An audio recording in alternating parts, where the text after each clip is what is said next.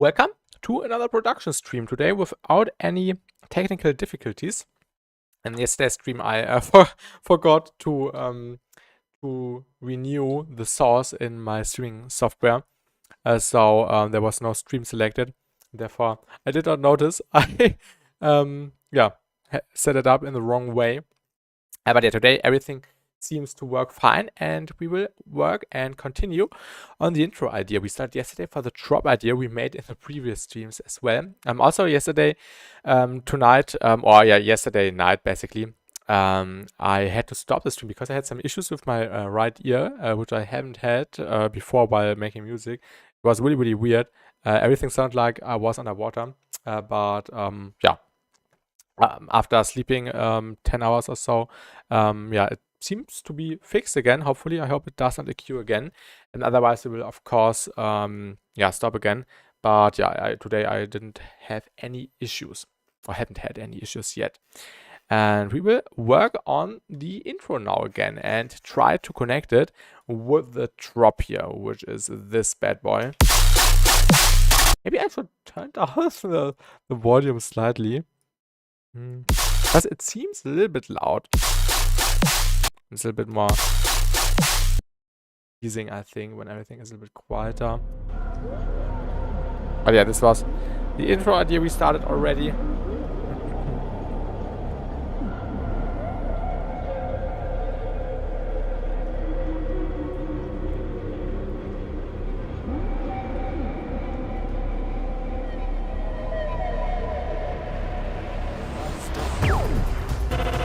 And yeah, the last thing we basically did was the stop vocal. And I also looked for some cool drums, so we don't waste time looking for drums.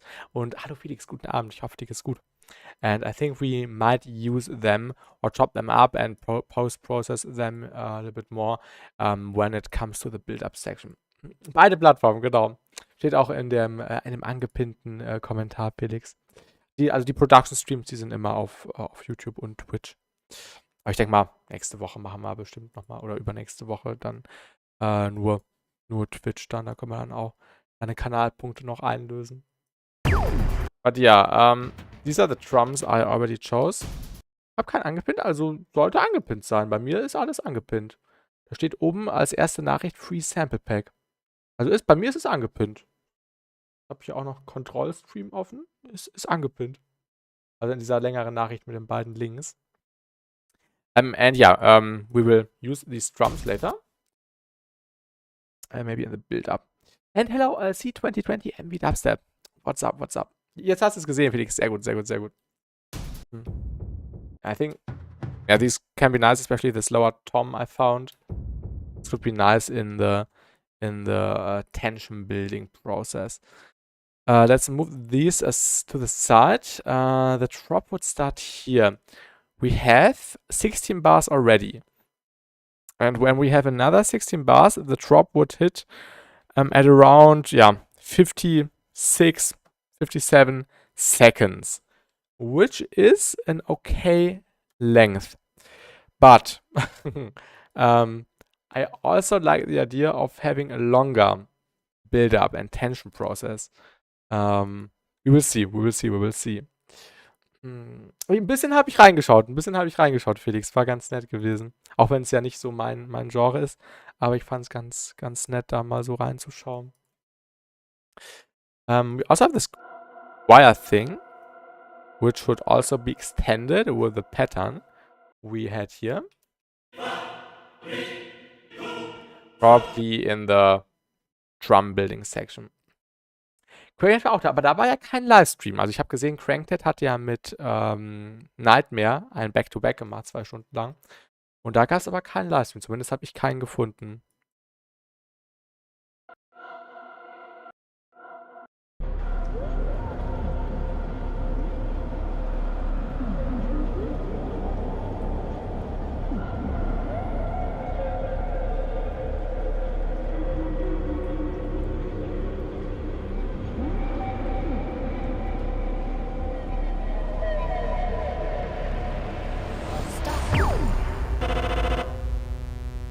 And this would be the idea now, to work with some stuttery basses and chops. Would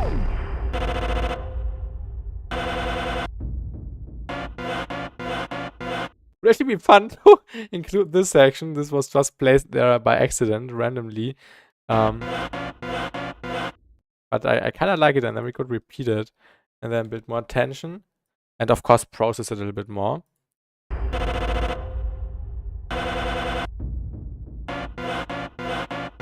Maybe, yeah,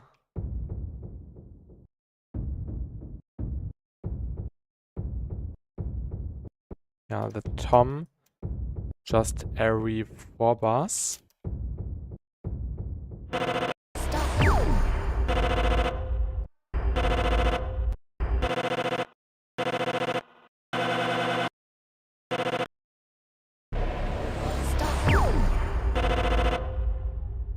Not quite sure. We definitely need some rumbling in the background, or maybe we can do a little Reese thing.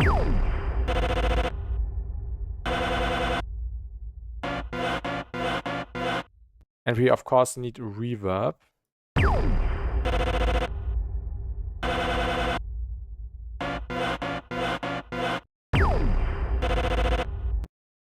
Let me also get another audio track and move these two a little bit lower.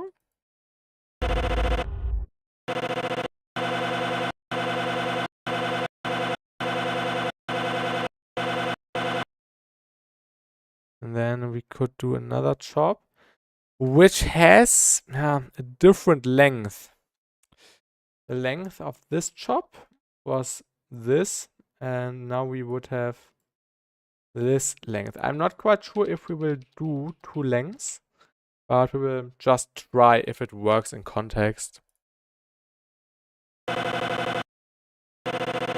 These definitely sound a little bit different, although it's the same, yeah, original sound, which was being chopped here.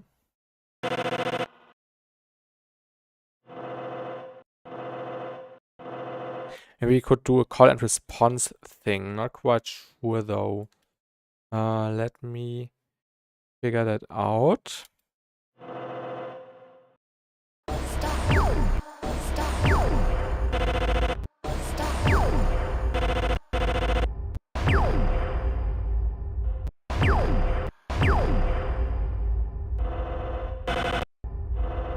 Maybe we don't even need this one.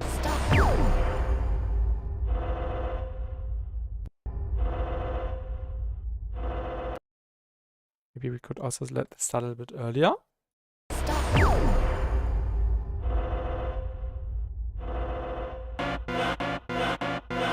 And then repeat it again, maybe. And hello, Tamashi. Welcome to the stream.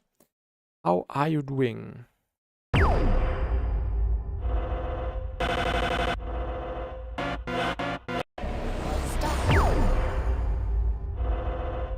Let me get an auto filter really quick.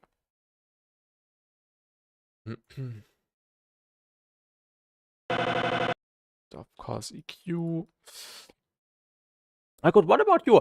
Actually, I'm also pretty good, but right after you and Wings left yesterday, suddenly I got a really bad yeah, accident. Not accident. But suddenly my right ear was feeling really weird, and everything sounded like it was underwater, and I had to stop. But it got fixed overnight. The rest was good, I think, but it was really weird to not hear properly. I was a bit afraid, but besides that, I'm really good.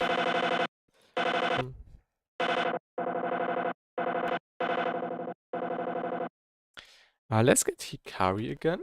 Definitely want to explore this tool a little bit more about it. Yeah, glad it got fixed. Yeah, that was really weird. I have never had that while making music. To just have issues with my ears. And hello, Webseeker. Welcome to the stream. How are you doing? Let's see what we can do here. Wasn't there also a stuttery preset in there? Small callback. Was it the wobble thing? Ah, rhythm freeze. What is this?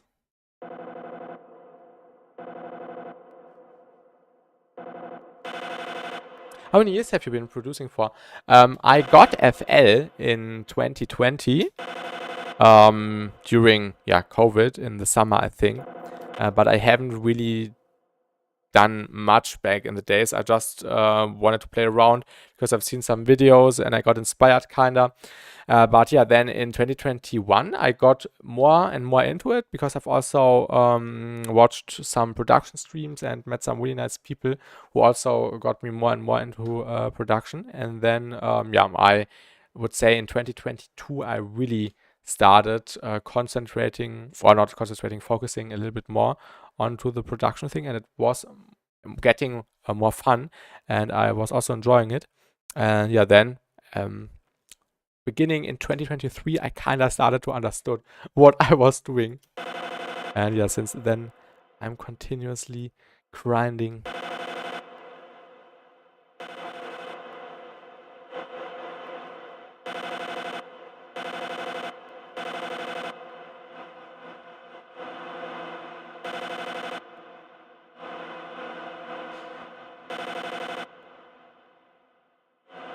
Okay, that's weird.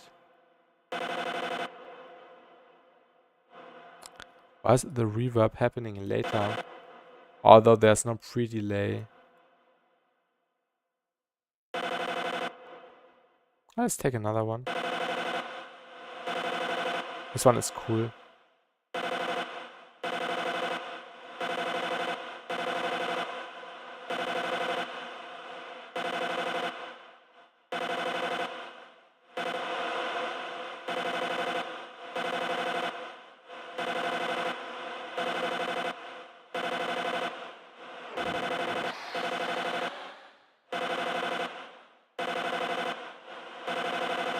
And then probably some more saturation.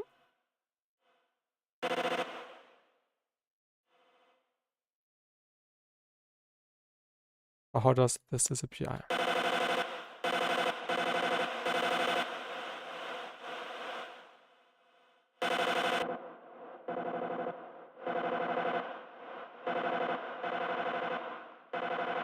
And an end spec comp at the end, of course.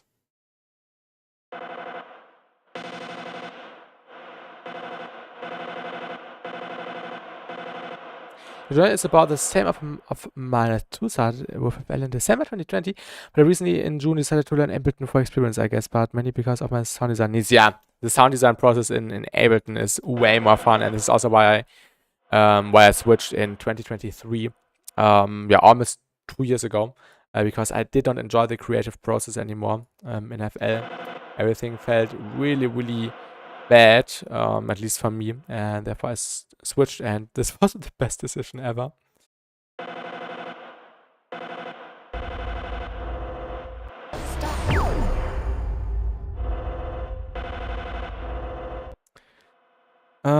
How do I do this? I kind of have an idea.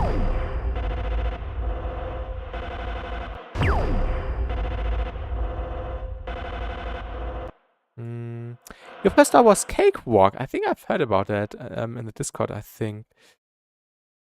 I also messed around with GarageBand or GarageBand before I got FL, like in 2019, I think. I've tried to make some stuff with GarageBand because it was really, really fun. I also have some projects on my phone, I think, or in my iCloud.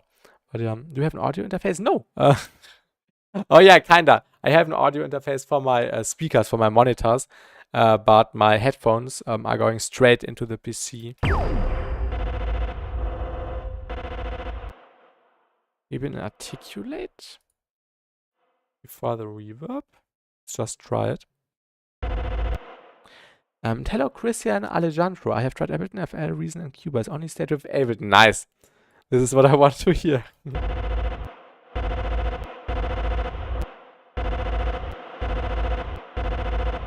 Ableton for the win. The reverb is a little bit messy. Maybe we should reduce the mix a little bit. Also, don't have one yet. The audio interface, yeah. What's good? What's good? But yeah, I have a cheap one, which was like $40 or $50. Yeah, for my monitors, which are behind my PC here, behind the screen I'm working on. I think the reverb does not work here. Maybe we should choose a different one. This one is cool. Yeah, this one is better. This one is really cool.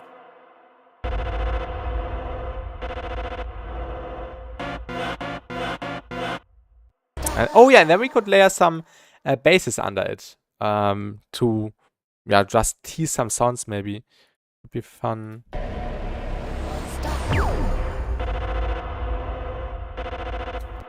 But yeah, still lots of work. Yeah, we need sub-bass information. Let's try this one.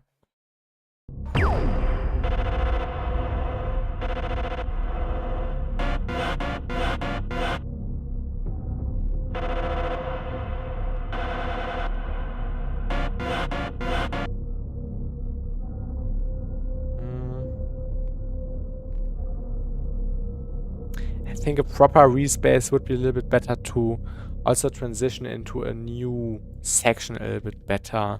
So yeah, let's leave that. This feels like you are a producer of my level. Like the number of years was how many tracks have you finished? Oh, some. You can go into my Spotify discography, for example, to count. Also, I have some SoundCloud exclusive stuff like remixes and so on. But I also have some unfinished, unreleased finished songs, and also, of course, lots of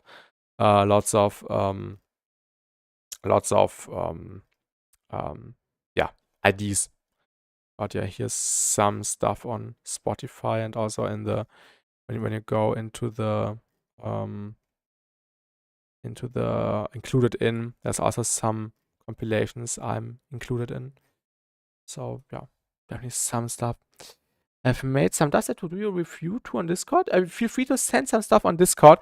Today I would like not to listen to it on stream, but I can listen to it after the stream or tomorrow when I've got some time. But usually I want to keep the production streams just production streams, but I also plan to do feedback streams, but I can review it on Discord if you want to send something into the feedback channel. And also welcome to the stream, Suyesh Jawal.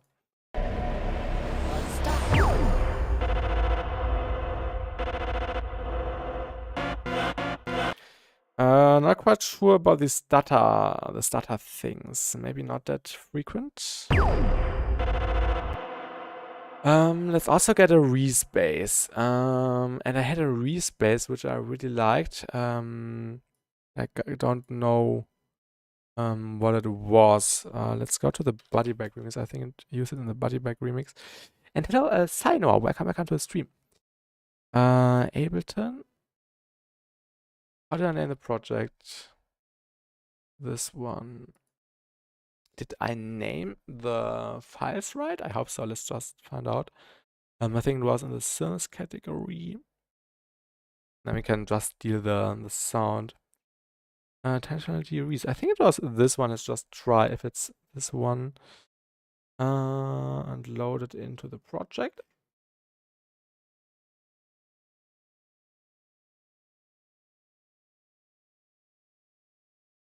Perfect. I think it worked. Yeah. Ah, it was this one. I did not like this one. I think I also used a different one. Was it in the bass category?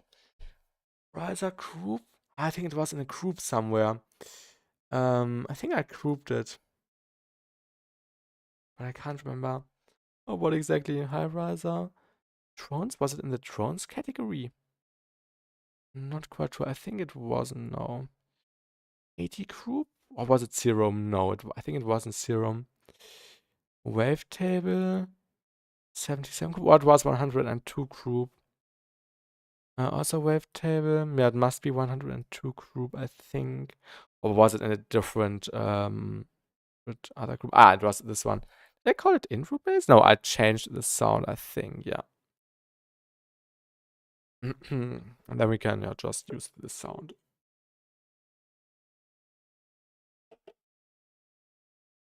Perfect. Actually, you don't have a Spotify. Do you have a SoundCloud? Oh yeah, I also have SoundCloud. I also have SoundCloud. I can send you the link. Not everything is on SoundCloud, though. I think my very first song isn't on SoundCloud.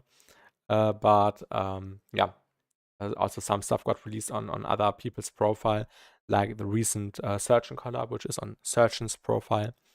But for example, also my Awake remix, which I did last year, with which I've won a remix competition, is also on the Full Flex Audio. What is it called? Account profile. So yeah, definitely lots of cool stuff to dig through. Which do you use? I'm using Ableton Live 12. This is the version here. I think we don't need this. And for the notes, we just need a B and an A sharp.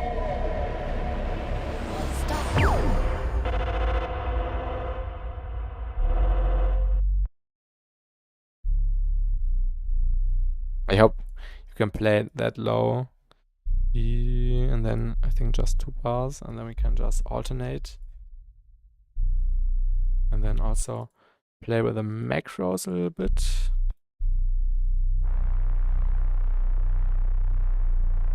Oh yeah, and then we can increase the tension by adding more distortion and opening the cutoff. It was macro 1. It was turning it into a square. It looks difficult to me. I'm used to FL Studio. Actually, FL Studio looks more difficult to me. Also, when I've been using FL in the past, I always got confused. FL is so complicated, and in Ableton, everything is so easy to maneuver through.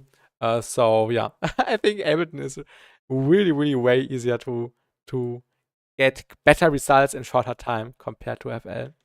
FL feels really, really limited.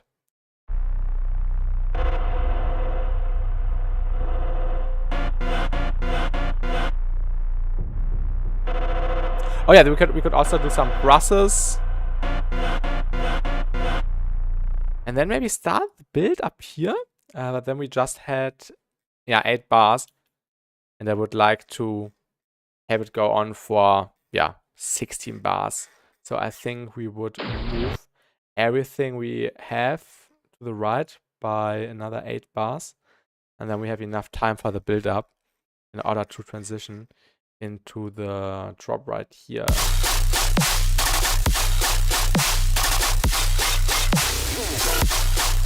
Which we made in the previous streams if you want to see how we made that.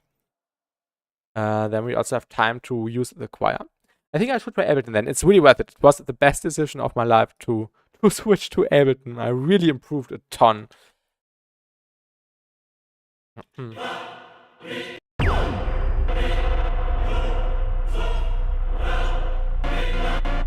But this does not work in context right now, I know.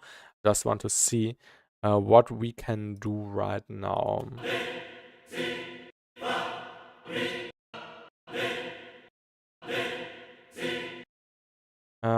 We definitely need to do some chopping in order to make sure everything aligns in the right way. When you're saying it like that, I might have to switch to Ableton too. But it was really worth it.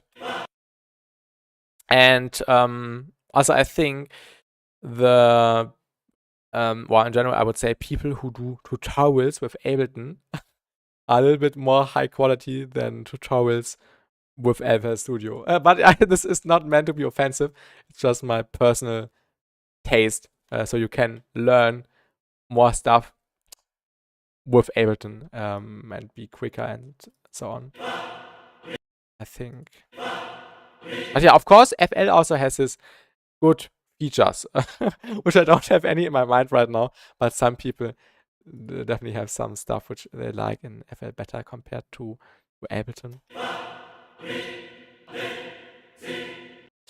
Will it be hard to get through when you first switch? Or what was your experience?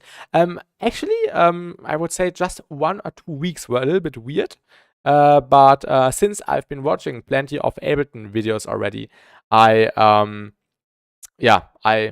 got into it really, really quick. I just had to get everything to know how the overall layout works, and how plugins work, how the MIDI works, how effect works, how the audio effect work, and everything. But I think after 2 weeks, I kind of got the right feel for everything, and then went pretty easily. I think was really nice. And which genre do you go for? This is going to be some weird, fever dream deviate-ish intro stuff, like you can hear right now. And then it's being transitioned into a tear drop later, which I've already made in the previous streams. And hello, John. Welcome. I'm trying to get that student discount. Yeah, for Ableton, it's really worth it. If you want to get Ableton, they are doing like a 50% student discount, I think. You just have to fill out the form they have on their website and name them your school or your university or whatsoever. Maybe even when you're doing like some non-universal university stuff, like what is it called? In Germany, it's called an Ausbildung. What is it called in English? But I think you know what I mean. Like a training education thing. I think maybe you can also get a discount. Is Elton great for mixing vocals though? Yeah. I have not worked with vocals that much in detail, but obviously I also use vocals sometimes, and you can do lots of good stuff. I think when it just when it just comes to mixing, you can do everything you can do in Ableton, also in FL or in other DAWs, just in a different way. You have EQs, you have compressors, you have distortion, you have reverb, you have delay, and you can also do that in FL, but I think it's just a little bit easier in Ableton and more self-explanatory. Was this the try recording? I think it was. And then we can use Hikari again. I might actually leave this one so I can shot it in the video I've been planning as well, and then we can just copy it and use this new track with a new instance of Hikari, which is a new reverb plugin. Those sounds be good. Which plugin did you use? You mean for the choir? The choir is from a Contact library, which I got last year. It's called the Chorus library by Audio Imperia, I think it was. But it's it wasn't cheap, but it was worth it. I've been utilizing the choir a lot since I got it, and it's really good for creating tension and nice moments. Let's see what we can do here with the reverb.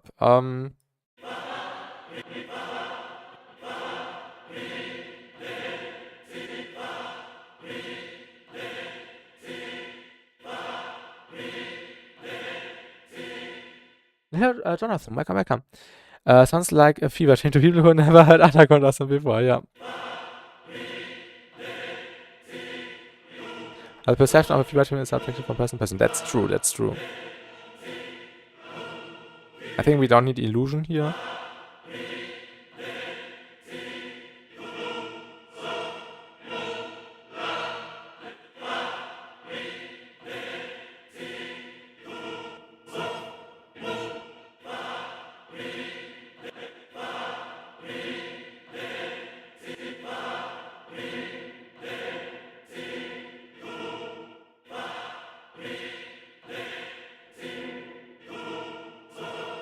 Can I get the link? I like putting choir to my beats. I can send you the link, but I would just recommend getting it when it's on sale. I can send you the link.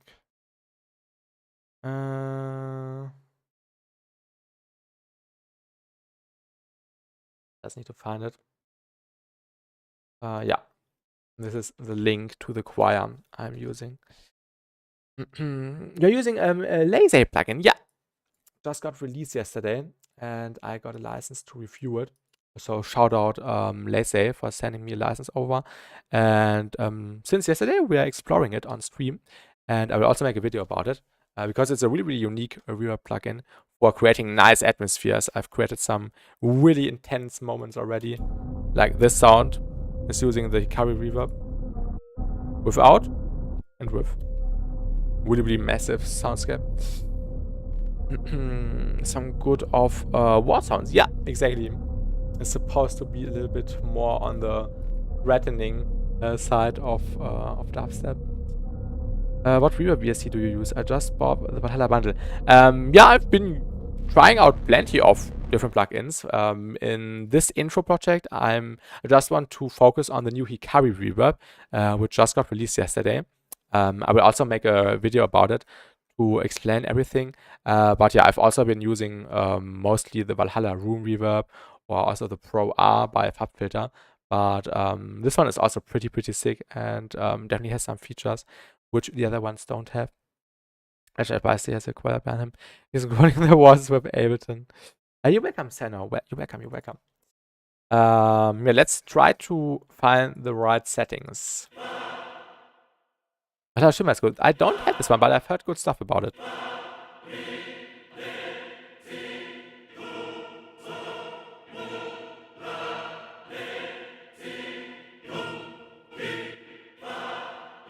Oh, the reverb is actually really cool on the choir here. Without, and now with.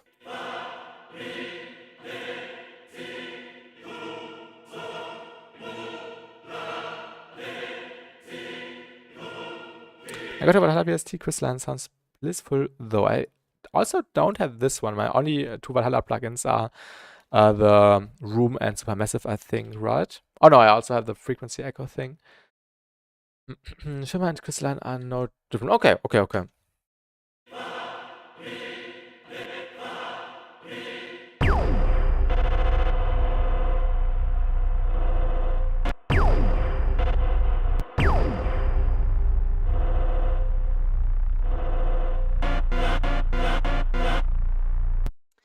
Yeah.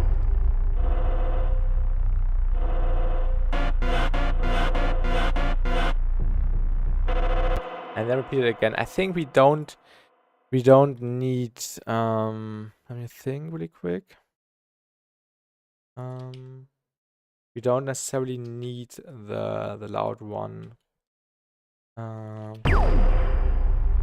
Supermassive is helpful too. I really love using it for making sounds a little bit more stereo and adding some more, widening information to them. Crumble is a good delay plugin though. I haven't heard about this one.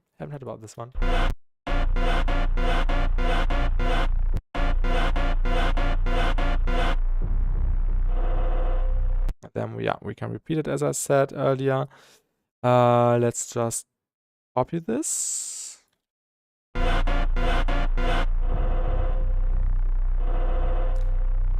Maybe we can get in like a little moving bass, like an acid bass.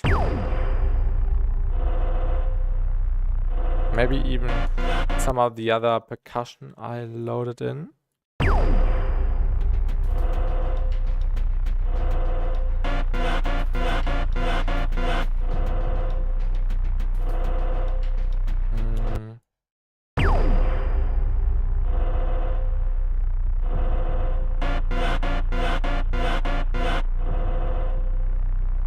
That's a little bit off. Can we make this less off? It's a free delay plugin, granular delay plugin by Unplugged. As people who produce more hip hop rap use FL, while everything is used by the EDM producers. True.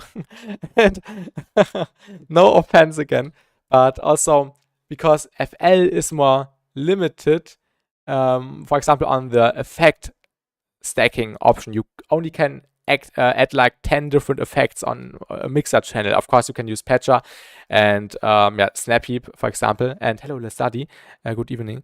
But yeah, you're more limited in FL, and therefore it's also a little bit easier for less work-heavy genres like hip-hop or rap. Same track or new? It's the same track, but we are working on a new section. We are working on the intro right now. And yeah, the drop is kinda done. Oh, yeah, ignore the background noises. And right now, I'm yeah, working on the intro in a different project file because it's a bit easier when you want to load in new plugins. Yeah, Ableton is more versatile, especially for experimental music, yeah. What's limited in Ableton? That's on you. True. Also in Ableton, also in FL or any other DAW, you can do lots of stuff in every DAW. But yeah, just the overall workflow and feeling is different. I like this pattern. This definitely needs some distortion and some filter movement. And we can do it in Snapheap. Are you gonna do atmospheric synth heavy intro? I did that yesterday. Atmospheric with vocals, yeah, and there's a choir. I can just play the intro. This is what I've made yesterday. With, yeah, resampling other sounds and heavy processing, as you can see here. Yeah, this is supposed to be really, yeah, atmospheric. You can use Imagine Line plugins in Ableton. There are some you can use. Yeah, but those plugins aren't distinct, unlike Hammer and Edison. Yeah, you can make it work. Yeah, right now I'm working on this next section right here. Which is also supposed to be really glitchy and weird to enforce or to increase the fever treatment vibe. Be nice. Thank you, Let's Study. Thank you. Did I already load it? No, I did not load it in yet. You're really going for the excision sheet? Oh my god, I have to screenshot this. Oh my god. No worries with Jamal, but I don't know if I should cry or if I should laugh. but thank you. I take this as a compliment. Oh my. Oh my god.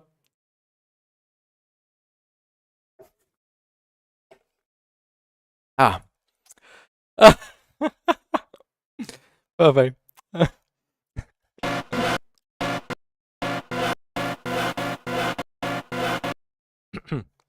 And yeah, the vibe is going into a more darker direction. What did I say something wrong? No, I can see why you are saying it, or why are you doing the comparison.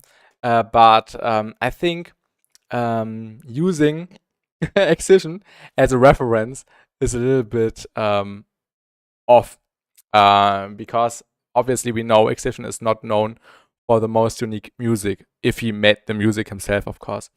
Alles klar, Felix, alles klar.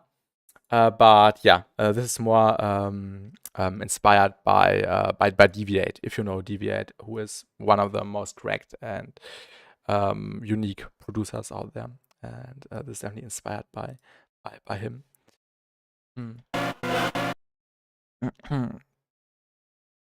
Yeah, let's do some more stuff. Let's add this person maybe? Maybe even a Convolver to give it a different space. Oh yeah, this message really made my day, Suresh Javal. I really had to laugh.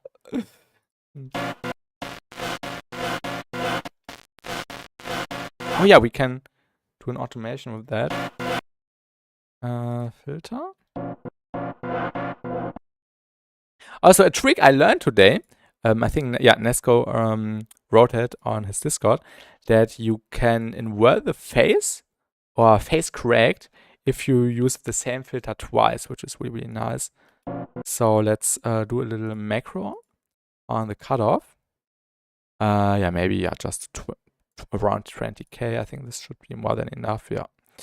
And then we can duplicate it, and then there will be no EQ phasing issues. I don't know what it was called exactly, but this is just for better result, cleaner result. Maybe even the shaper table afterwards.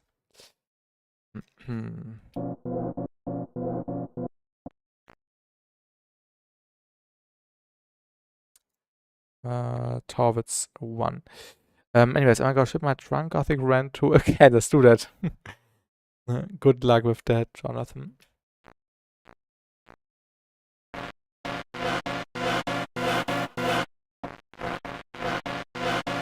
I think this could be pretty fun. And then probably some, yeah, maybe a Foreman filter.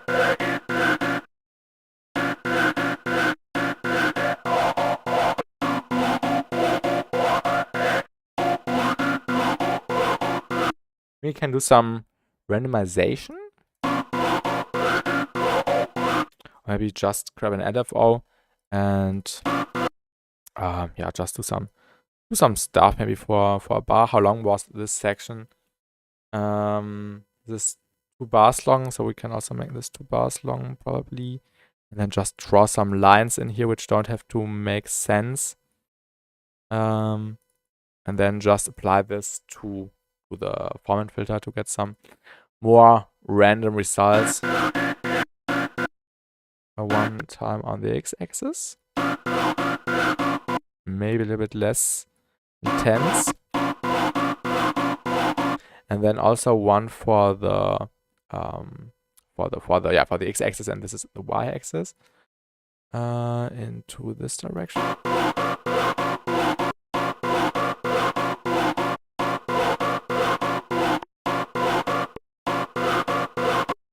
And then we can shape the tonality a little bit.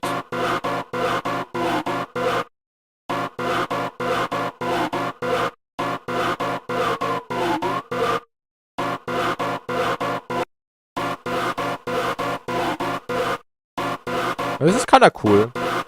Just some subtle movement in the sound to make it a little bit more stand out. And then we need, yeah, an EQ. We could also do it in Snap Heap. I think that's a bit easier. Slice EQ. And then just making sure there's no low frequency content. You could also let the disperser move a little bit. Let's just see. Or not the amount. Yeah,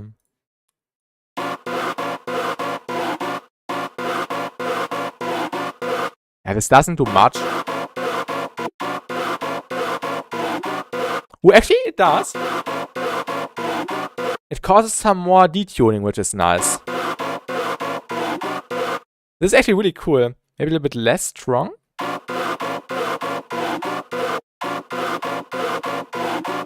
It kind of detunes the sound.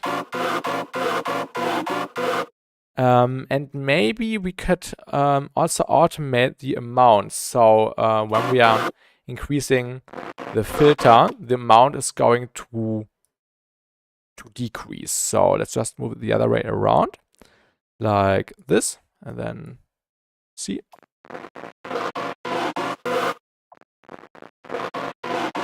Yeah, so we only have really, really minimal movement happening here. Maybe we can make that a little bit stronger.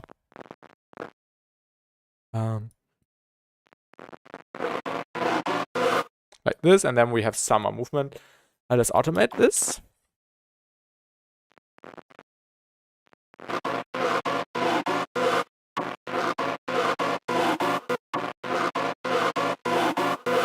And then we need a delay plus reverb. I'm not quite sure if we will use ping pong.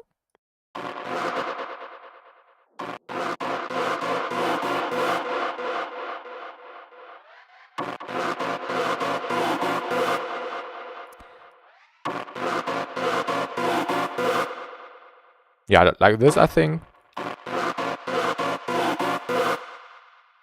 And then let's use the Hikari reverb again. Probably another filter. I think we can just do the filter thing right now. How can you do groups? I have never done groups here. How do you do groups? New groups? Now can I throw this into the group? Is this not part of the group? Ah, this is how groups work. Perfect. I learned something new. And then we can name this filter. And then we can just duplicate the filter again. Probably here. And maybe a little bit further the higher frequencies. We just get some more sweeping happening. And then we need the Hikaru reverb. Oh no, don't crash. Oh my god, let's save the project really quick. Before I started the stream, literally 1 minute before I wanted to start this the stream, the project file crashed while I was preparing some stuff. And then I had to hope I got the process back, and yeah, everything worked fine.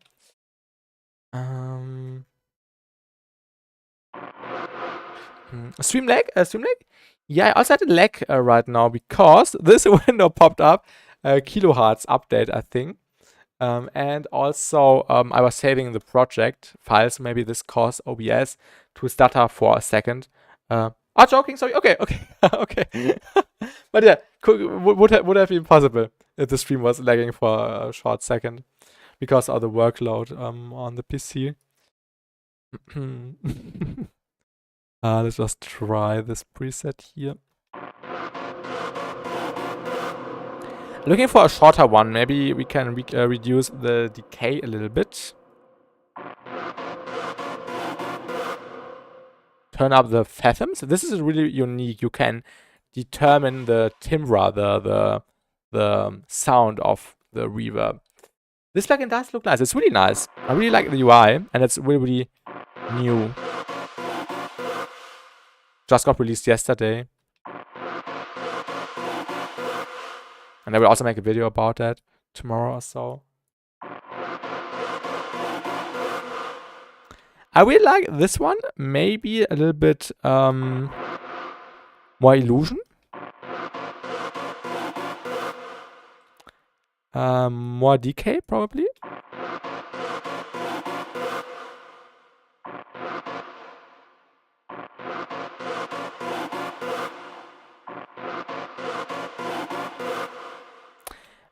What does adjust do? Early reflection adjustment.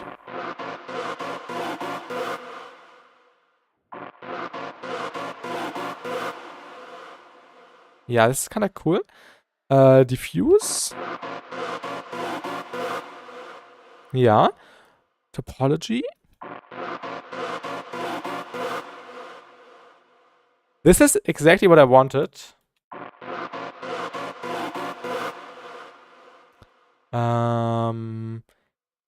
Could we potentially automate this thing? Yeah, we can. Perfect. So maybe we can do a thing like this.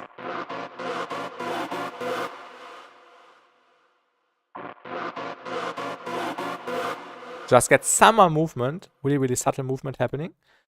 And then I would add an n-spec comp, probably before the delay. You're way too nice. And myself, yeah, thank you. We appreciate that. I'm really enjoying doing these streams and explaining stuff and so on.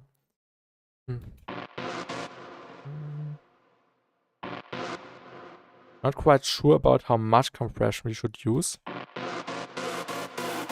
And this is definitely too much. And too loud.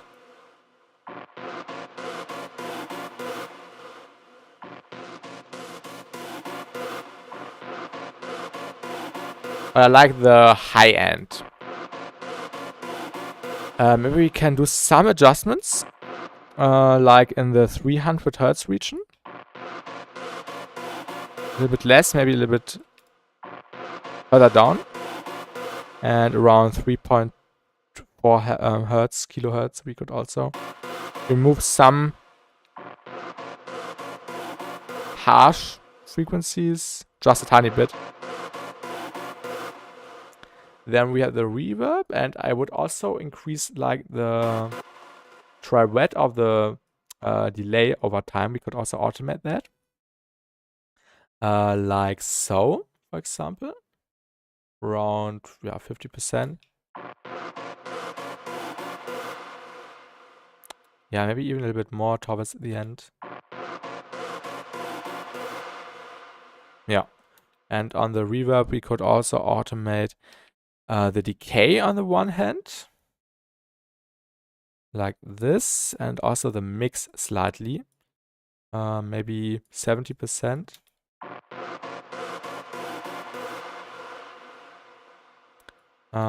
Maybe a little bit less of the decay. Where's the decay here? Yeah, also automating stuff is so much easier in Ableton than FL, because in FL you always have to make sure that if you want to change something just on one place, you have to make it unique, then duplicate, then there's no beginning, you have to make a beginning yourself, then there's a tiny automation clip at the beginning, and everything is really, really messy. In FL, you just have an entire line right here for the entire track, and you can just make dots in the automation line and just automate everything to your needs, which is really, really handy and effective.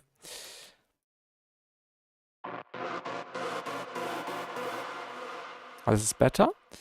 And now we can just copy this, I would say, like this. Then we also have to make sure the automations are following smoothly into each other, so there are no steppy crossovers, which we had yesterday at some point.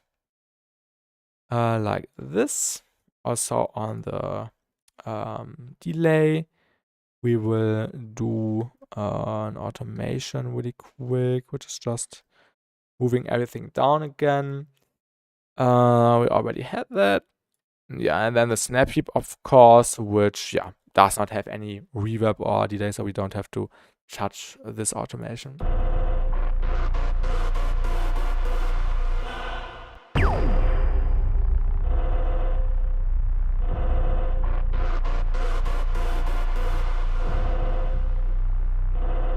This is working.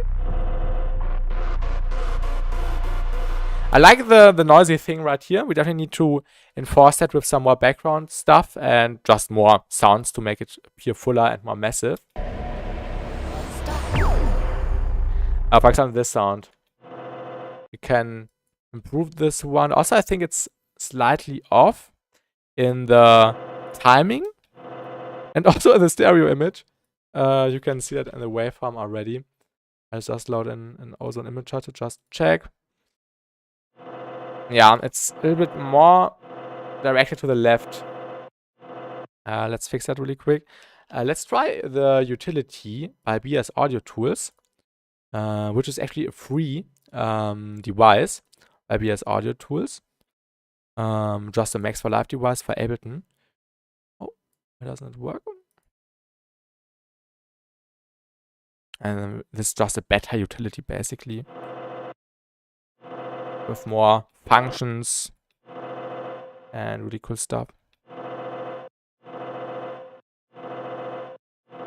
Now it looks, more even.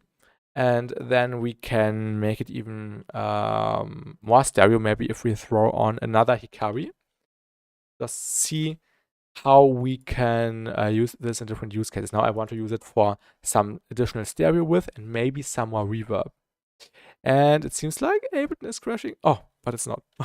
I'm always afraid when the screen freezes and the blue circle appears. This is always a moment you have to pray it's not crashing. But yeah, it didn't crash, so we are good. We don't need the we can use the ozone imager just as a reference. So this was before, and now width. Let's turn up the width. Yeah, definitely a little bit more spread out.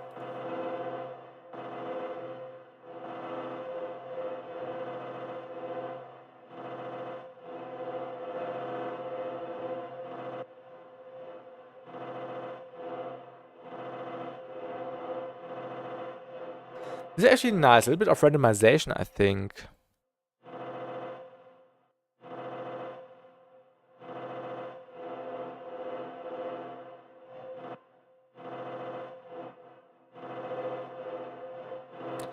I don't understand what this speed is doing. What does it say? Sometimes it says what everything is doing, but I don't know what I have to press. Ah, reverb modulation. And this one is reverb. Ah, reverb tail modulation rate. Okay.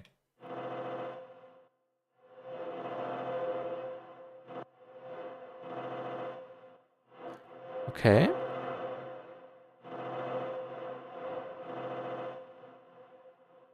I think this could be nice. Maybe we could modulate the size to create some nice, yeah, weird movements in the actual reverb.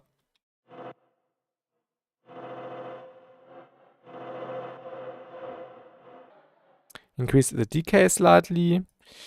Maybe the size could start a little bit more in the upper region, like this.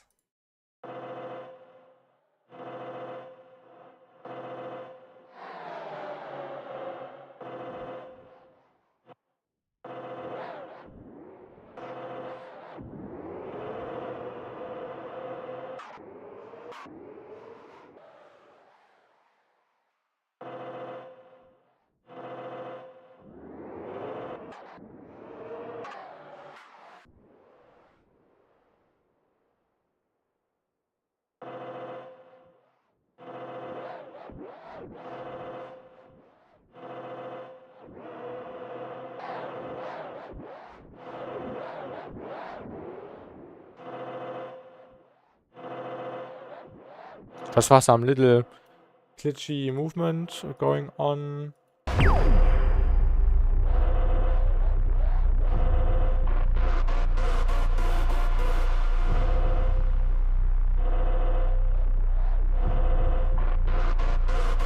All about Hikari. I want to do the maximum with it. And welcome to the stream. I'm with PNL. It's a really new plugin and I want to see how far you can push it and what you can do with it. Und hallo Chaos, guten Abend. Dir wünsche ich auch einen schönen Abend. In the Twitch chat. Maybe we can also automate the mix. So it's not, yeah, every time sounding that intense.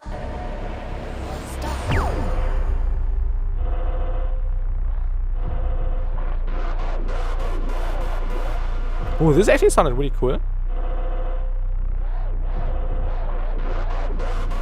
I stream on YouTube and on Twitch.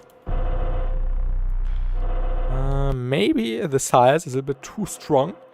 It's a bit too annoying, I think. Let's just push it down slightly, like this.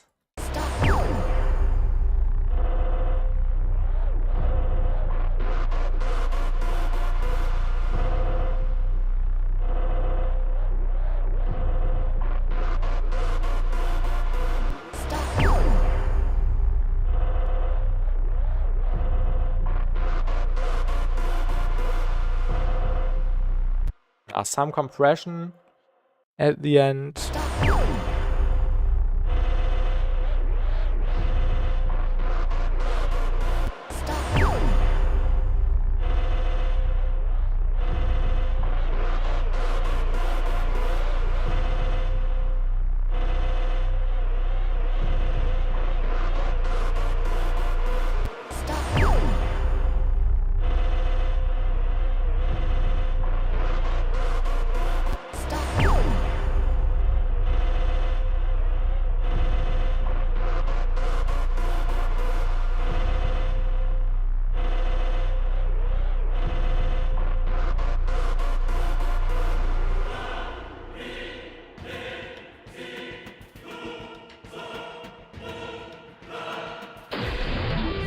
Oh yeah, this sound is also perfect. I completely forgot about it.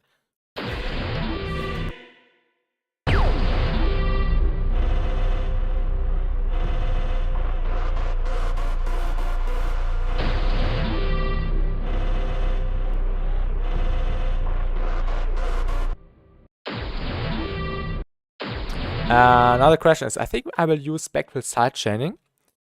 Shout out NSilk by Nesco. So we have this respace and this other bassy sound right here, and I don't want the sub basses to clash with each other. This is why we will use the NSilk on the respace thing to make sure we can filter out the other sound, which is playing at the beginning, which is the, what was it called, or which track is it? Would be track 41, right?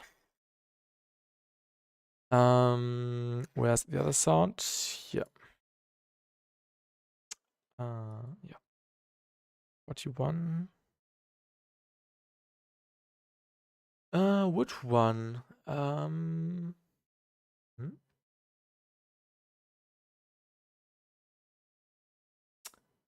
Okay, who above the simpler? This one, right? Yeah.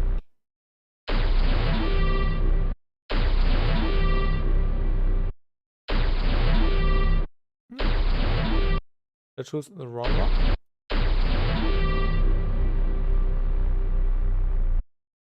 I'm confused. Why is it not working? Huh?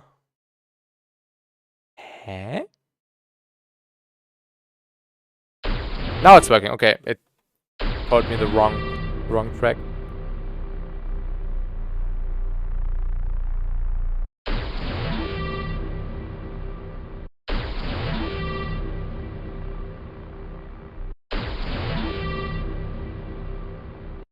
And I would also shorten it, so then we can throw on some additional delay and reverb. We can use the standard Ableton delay, maybe with a dotted pattern.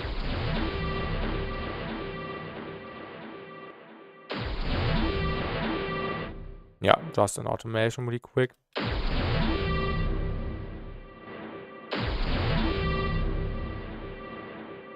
Maybe even longer. Maybe even delayed more. It's kinda cool.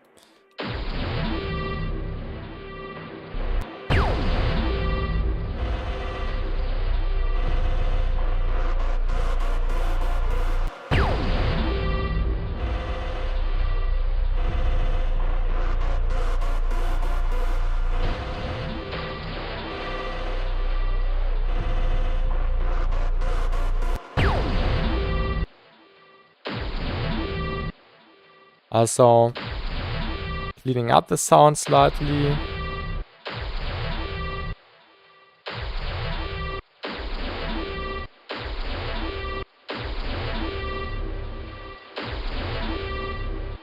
And some compression and spec comp light, as always.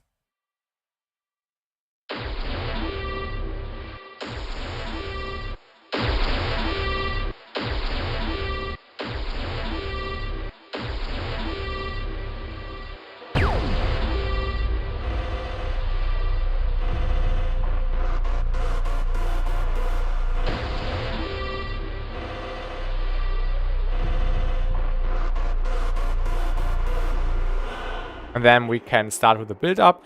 And in this case, I would do like triplet kicks, I think. We can also use the reverb, which was sounding like this, I think. But I want to use it in a more raw version.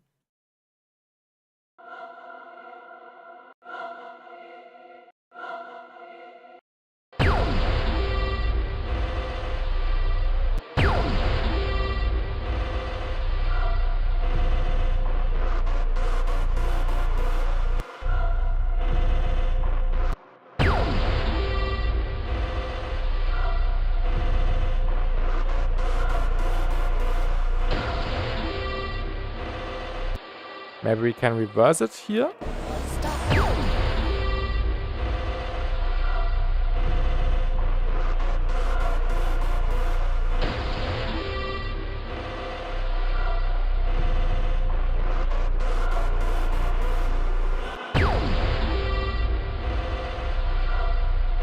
Maybe we don't even need this one.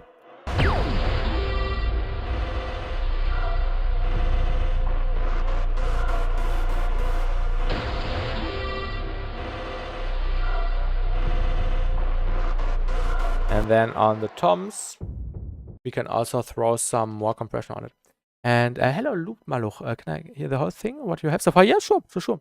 Let me just load in, articulate really quick, and turn or move a few knobs.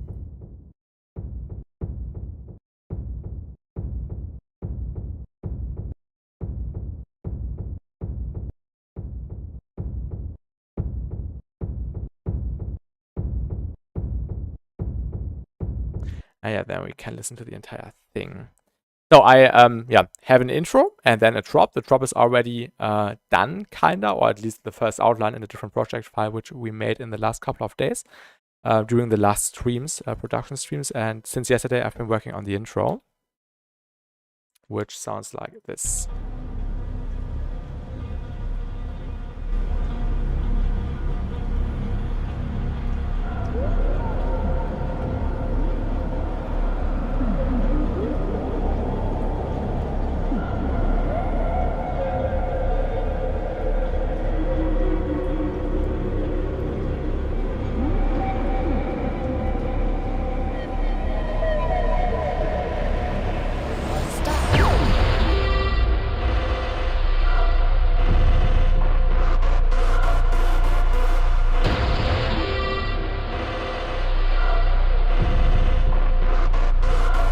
So this is going to be something really dark, but this is exactly the vibe I'm aiming for. I'm like, yeah, like a fever dream.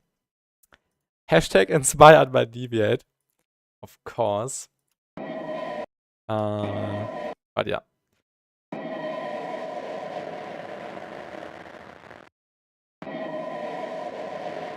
This is a bit loud.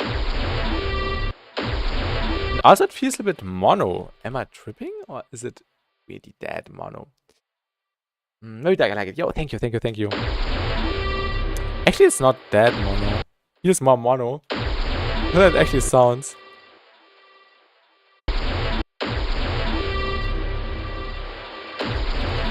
I don't like the Ozone Imager. We can... yeah, some sounds are clipping, I know. Probably because there's so many sounds at the same time. Yeah, this impact. Need to sidechain it. Yeah, so we need to sidechain the sidechain signal to another signal. And still really quick. I don't know if this will be the cleanest way right now, but we will just try to make it work. 54 for the impact, the shark's impact. External.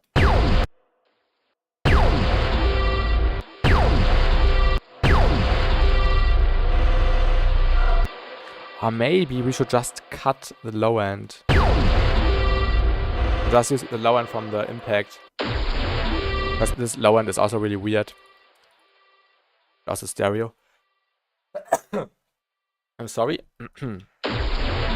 Let's cut the low end really quick. So we just had the tonal information, then we had the impact. And what is clashing now?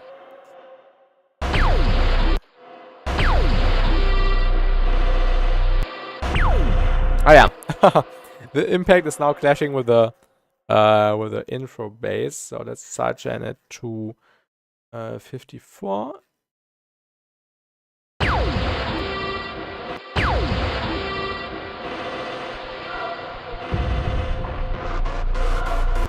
And then we can stop it like here, for example.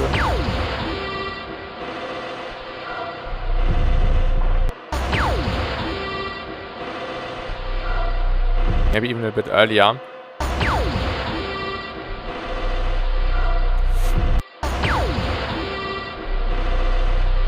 think this is better.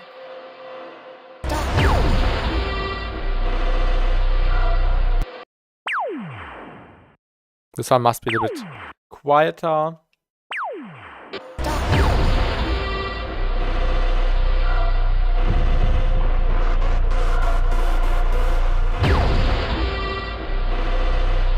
And of course, since we have the impact, we don't need the tom, because there's also a tom up here.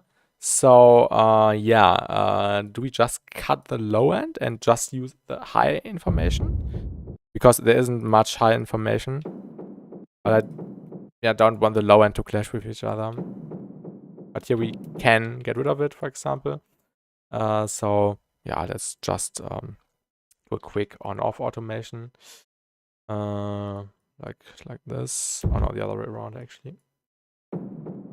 Oh, there's no clicking happening. Sometimes there are clicks. But yeah, it works. Then you can just turn the EQ on and off when the other impact is sounding, or yeah, playing.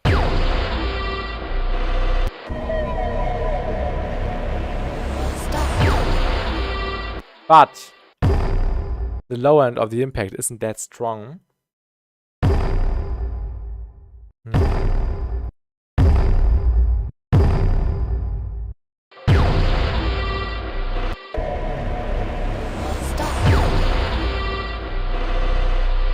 The respace must be a little bit more distorted.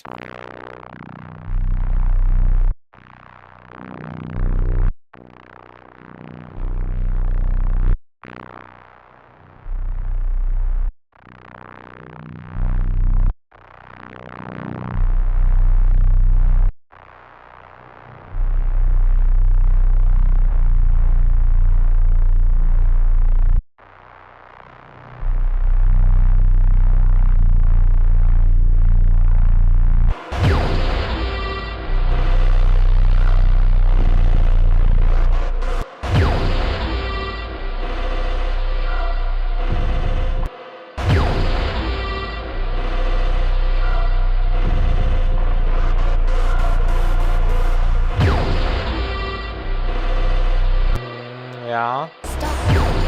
I might change the respace later.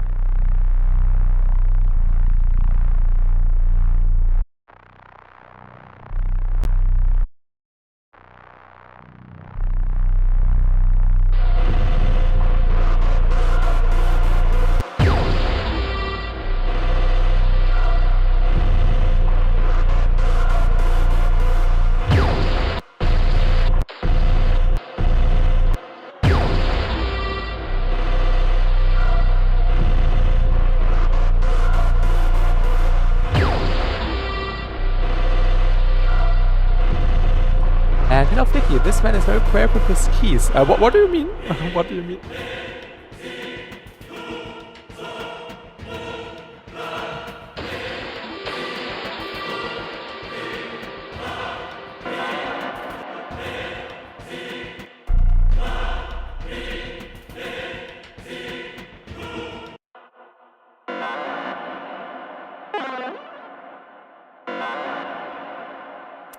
Yeah, like the keys are working. Yeah, at the moment I definitely want to explore more stuff, which is usually not that common. Like this one is in B and A sharp, so the bass notes are playing B and A sharp. And yeah, I think the choir is in B diminished or something. I don't know exactly. Which is creating a really nice dissonant feel. But it's really fun exploring these areas. Switch the crossfade. Switch the crossfade. But yeah, the drop is also really deep.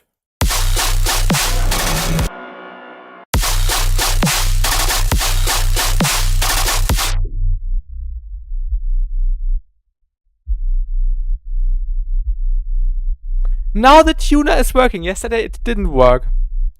Yeah, you can see sub bass is playing really low notes right here.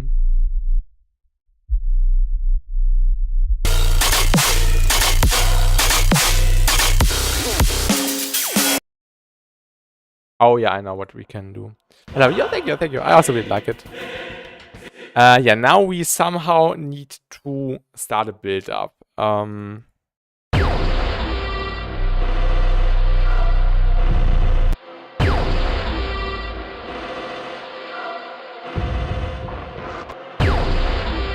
Let me quickly have a look here.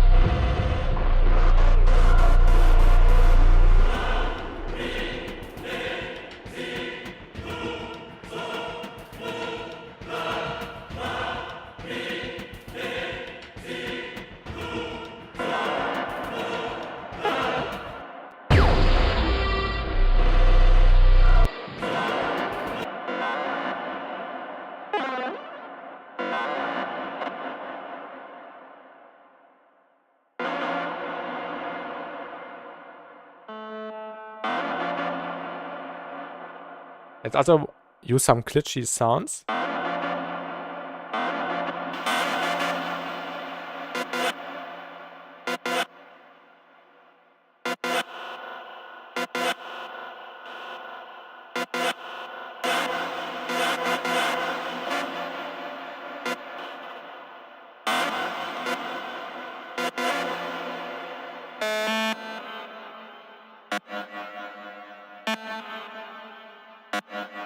Oh yeah, this could be pretty fun. Let's have these accents.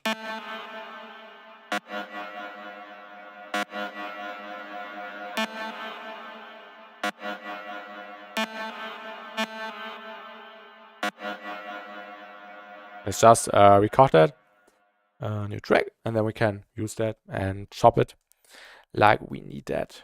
Also, I will quickly go to the toilet, and then we will continue in around 2 to 3 minutes. But yeah, in the meantime, I can just I can just play the intro and loop it. I think this could be pretty fun.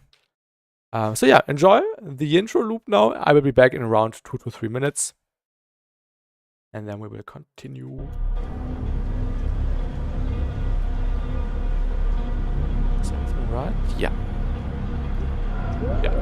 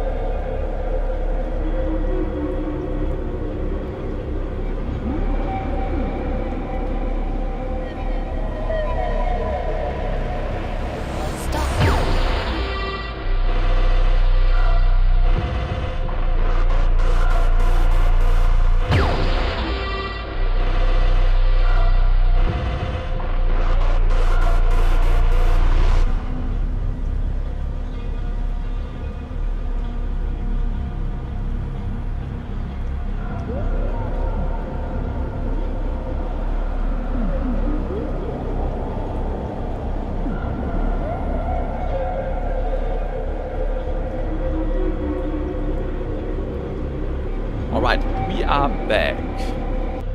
Now we can continue with the build-up section.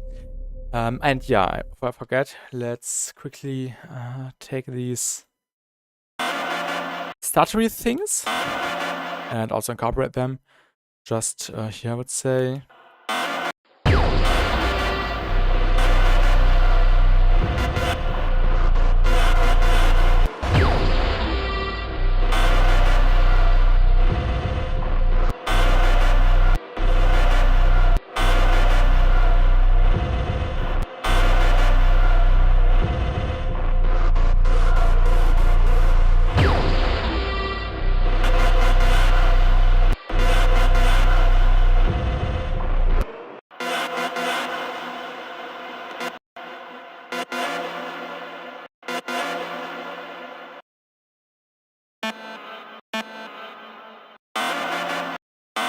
Not quite sure.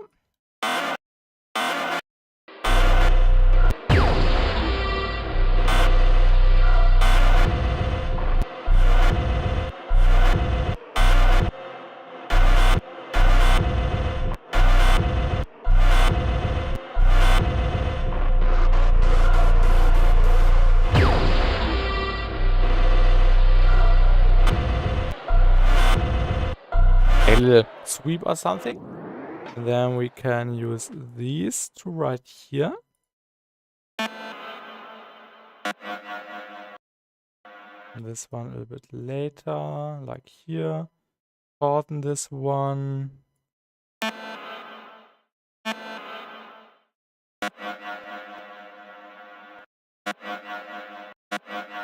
I really like that the reverb feels a bit random because of the many modulators you have going on.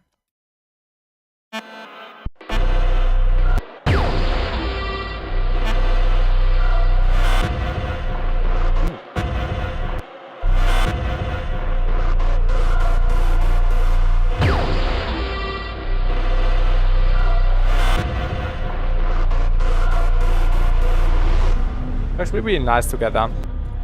We definitely need to clean it up slightly because it feels a little bit muddy, a little bit washed. But I'm pretty sure we'll find a way.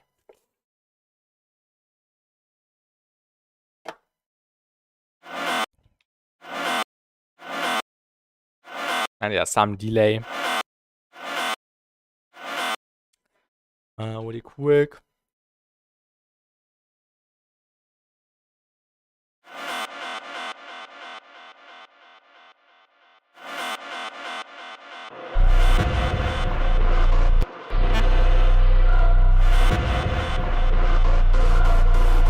Maybe less feedback and more of just the mids. And maybe we can reverse this one. What have we done so far? Welcome back. I'm working on this section right now, which is basically the section after this atmospheric section. Also very atmospheric, but a bit more energetic.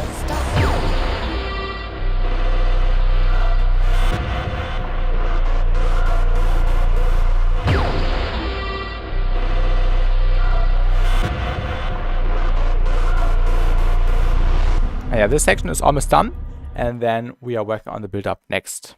And hello cakes, right now, welcome. How are you doing?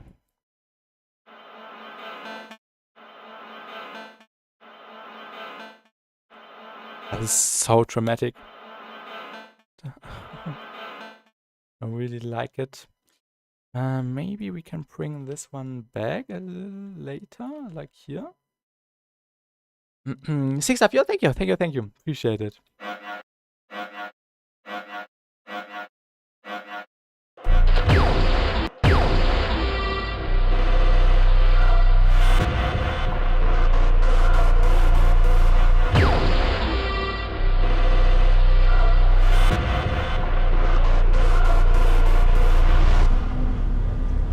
Perfect. Oh, I love the vibe. It's so fun just playing with atmospheres, reverbs, delays to create this massive soundscape and create the theme. It's really nice to pay attention to that.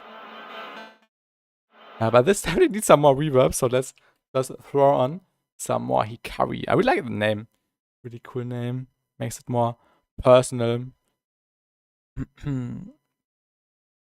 Alright. Let's set the project really quick. I'm afraid it might crash. But yeah, just to go safe. Perfect. Yeah, which one do we take? Maybe a Pride one, Lazy Highs. Good old vintage. This one's actually cool.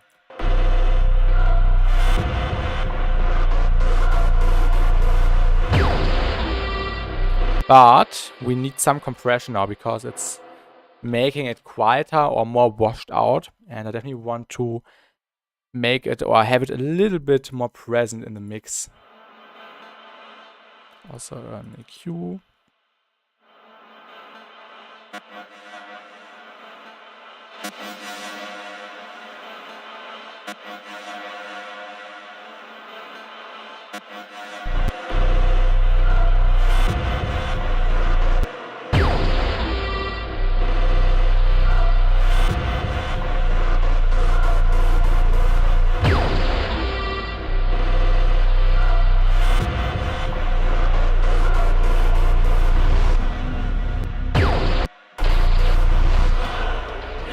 Perfect. Now we need a good kick drum. Maybe even clean this one up a little bit more. Let's just throw on another EQ. Yeah, maybe some less on the mids here.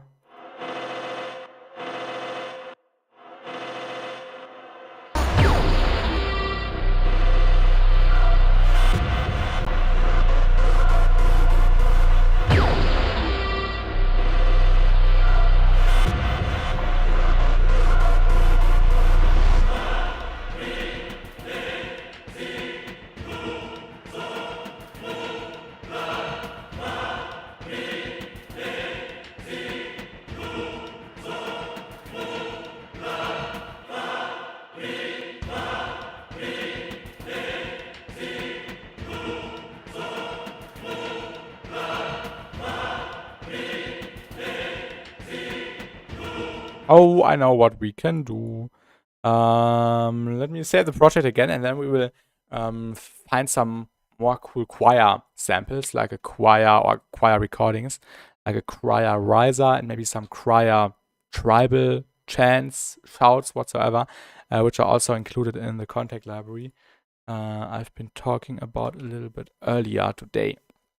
Let's just duplicate this and then have some fun with the reverb. No, with the contact. There we go. And then let's just have a look what we can do here. Open contact without Hikari first. So there's this section called risers, for example. Vocal textures. 1 bar riser. I think there are also longer ones. 2 bar riser, 4 bar risers. Ensemble. So like a combination of multiple voices. Is it already loaded in? Yeah, this one. It's really dramatic.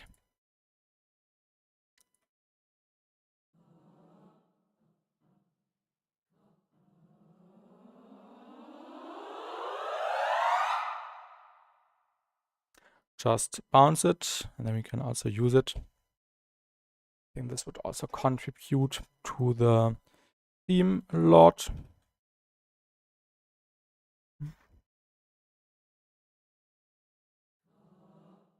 Let's see what else we can find here. What's that? Unison to random. Jungle texturizer.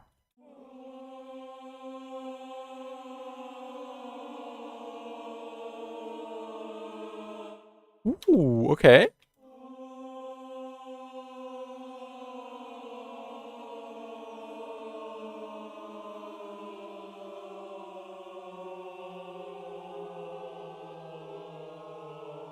It's actually pretty cool. Let's record that really quick. You can also use that in the background or as a riser, maybe even as a reverse riser thing.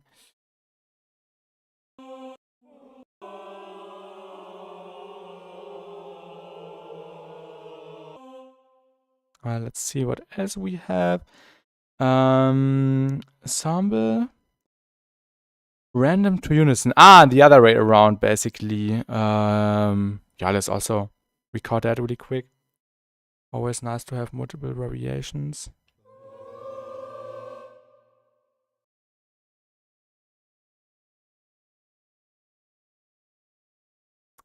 Perfect. What else?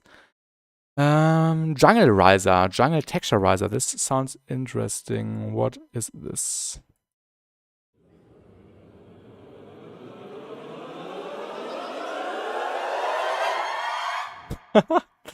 This sounds funny. Let's record it.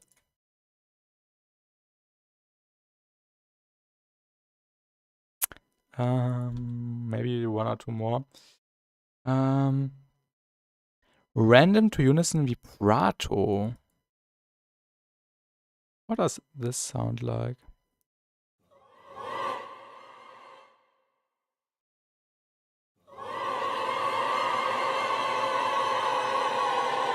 Yeah, I think we don't need that. What is pedal?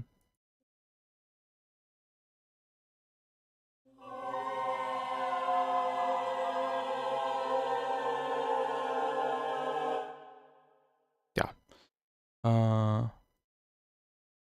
Just record that. And then one final one, and then we can arrange these sounds.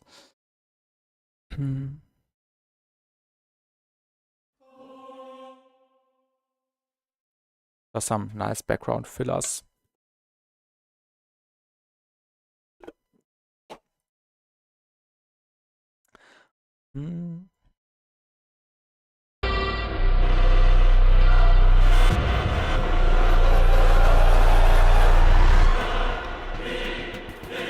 This one doesn't work that well. With this one.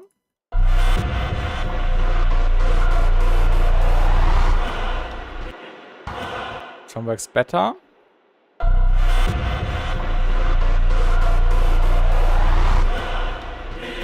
And we need a stronger transition, obviously. We need to cut the reverb, so we can clearly see this is a new section. Let's also use this one in the background, maybe.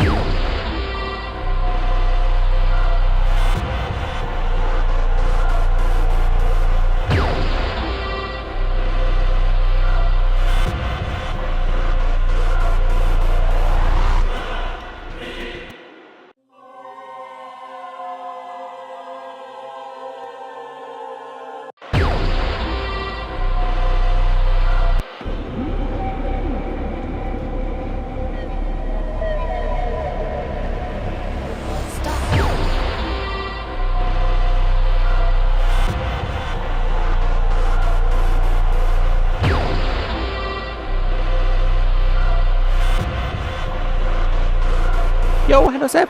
Welcome. I'm doing really good. I hope you are also doing good. Yesterday, something weird happened while producing. Suddenly, my right ear didn't work anymore. Everything sounded like it was washed out, like I was underwater. I was really afraid, but yeah, then after sleeping, it was fun again. I've never had that while making music. And welcome, Sacrified. Welcome to the stream as well. Maybe we can pan this a little bit with a utility. Dude. And actually, it wasn't that loud, so it can't be the volume that was too loud, which might have caused it. Actually, it was really quiet what I've been working on. But yeah, I don't know. Actually, let's do it with Snap Heap. Prefer Snap Heap.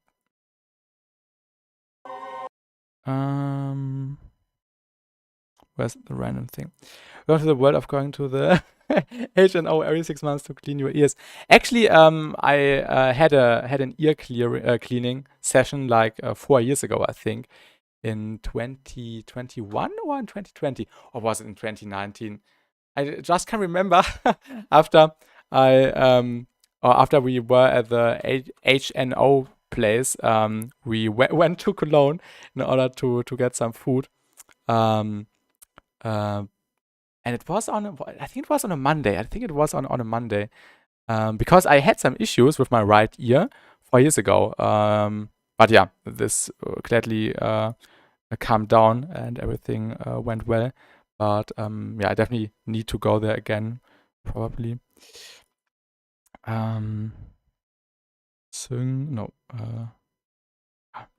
Just some random LFO movement, just like this, a little bit of jitter. And then we need the stereo, and then we can pan.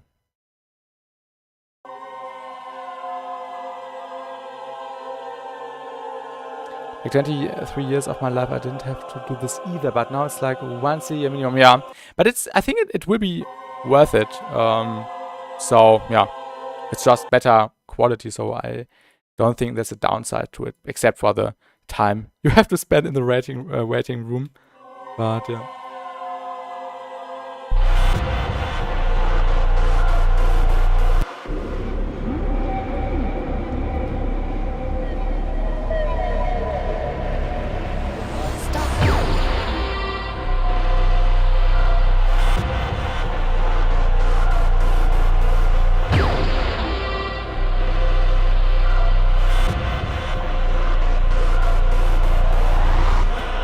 Okay, what reverb signals are playing here at the transition?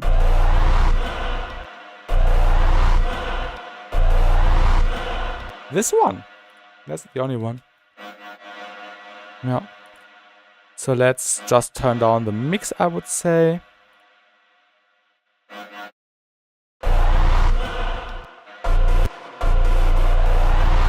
I think we don't even need this sound anymore, because there's still some risers playing in the background.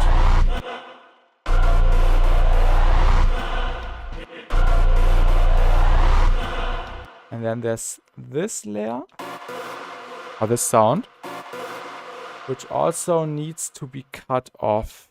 Yeah, let's just turn down the delay like this, and also the reverb. Consider it literally sounds like Apocalypse. Apocalypse is gonna go down. Yeah, love it. I also really like it. It was really fun creating these atmospheres. And also shout out to Hikari, which is a new reverb plugin which I've been exploring since since I've been working on this intro section. But yeah, it's really, really Deviate inspired, as you might notice, with the really, really dark theme and everything. Really like it.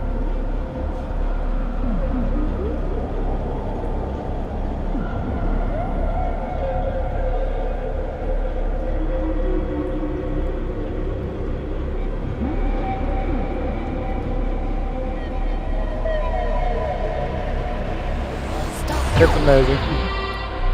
Thank you, thank you.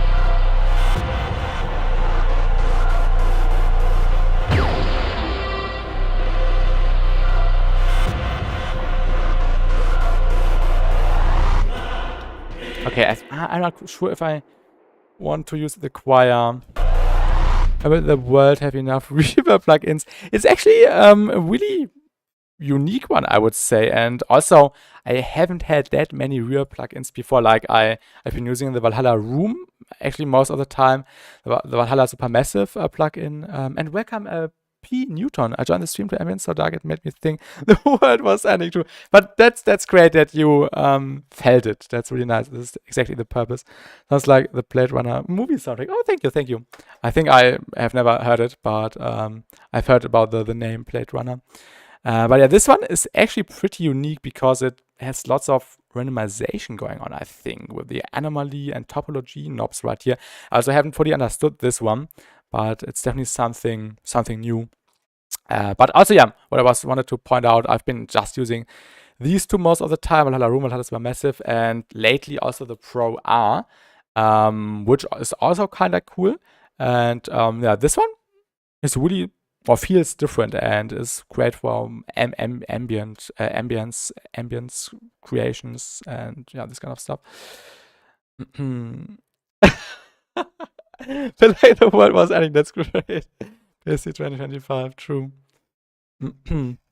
Also, something which was way more funny. Yeah, I think it was you, Sujesh. No, sorry, Sujesh. Suyesh Jawal, when you said it was sounding like excision, right? Wait, let me find the comment again. Did you write it? I can't remember exactly who wrote that. I've made a screenshot. Wait, let me just get the screenshot. Really made my day today to read that. Just have to show yourself. Oh, it's so slow. But yeah, here it is. Ah, yeah, you were. You're really going for the excision field. This really made my day, and I did not know if I had to cry or to laugh. Ah, love it. I will remember that all the time now. You are in chat, Suyash.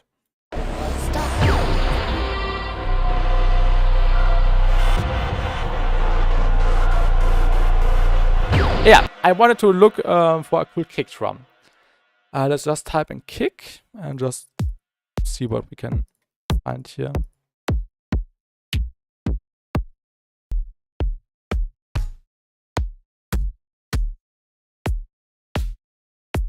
This one could actually do the job.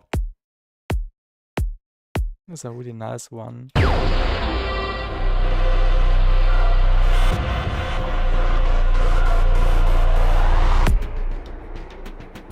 Ooh, yeah. The percussion also works already. Of course, we need filtering and EQing and all this kinds of stuff. And then we need triplets. And then do this. Maybe even faster.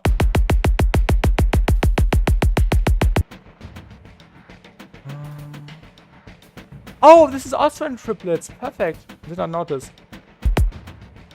But yeah, of course, filtering and all this kinds of stuff.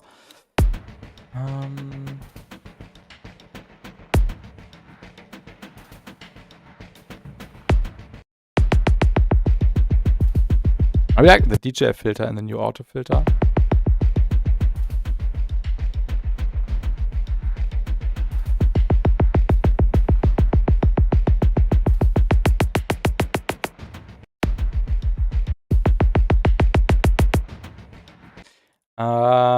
Yeah, not quite sure. I think I don't know. I need a different kick. I have a huge challenge for you for this song. It's gonna be almost impossible for you to accomplish, but I think you can do it. Don't use the Marauder right still before the drop. I think I won't use it because I've been using some different rides lately. But also the song which I sent to a label also said that I should replace the Marauder symbol on one of my songs, and I did that of course. And it now feels definitely a little bit better. But yeah, I really like the kerosene rides a lot. Let me quickly find the pack. Where is it? This one is really nice. Yeah, and this one. These are really nice for drops and pre-drops. But imagine, yeah, a pre-drop without a symbol or what? With no ride at all. I think. Wait, I need to check my reference. Did the reference ride in the pre-drop?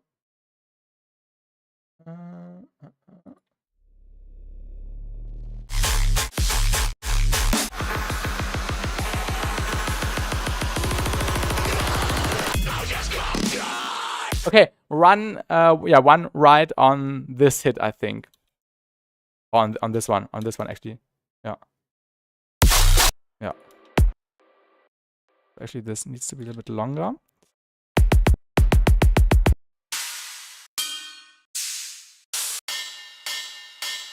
I think that would be fine to just have one right like here. Oh, what's that?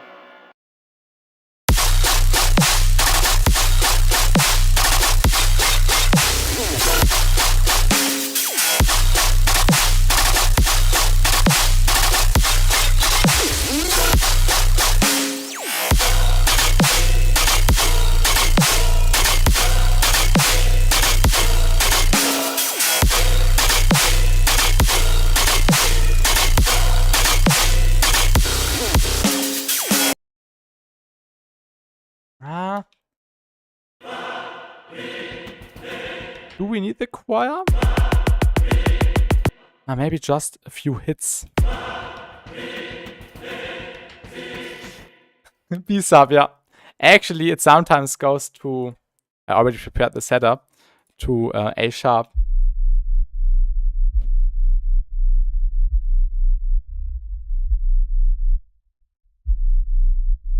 But yeah, most of the time B. But yeah, in the intro, the sub or the Reese is playing an A sharp, like here. Oh, this is actually an octave too high. I just noticed. Oh no, because the sound was already an octave transposed down. So yeah, this makes sense. This is really low as well. I was confused.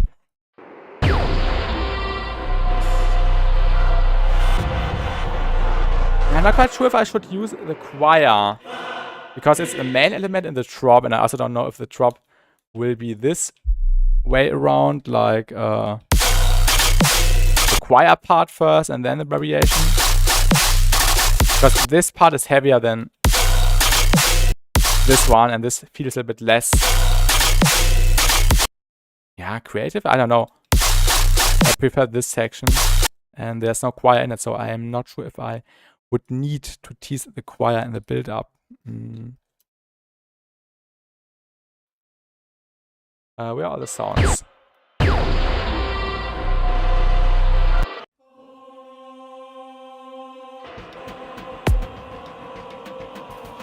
Choir adds so much to the drop, though. Yeah, the first part is a little dry in my ears. Yeah.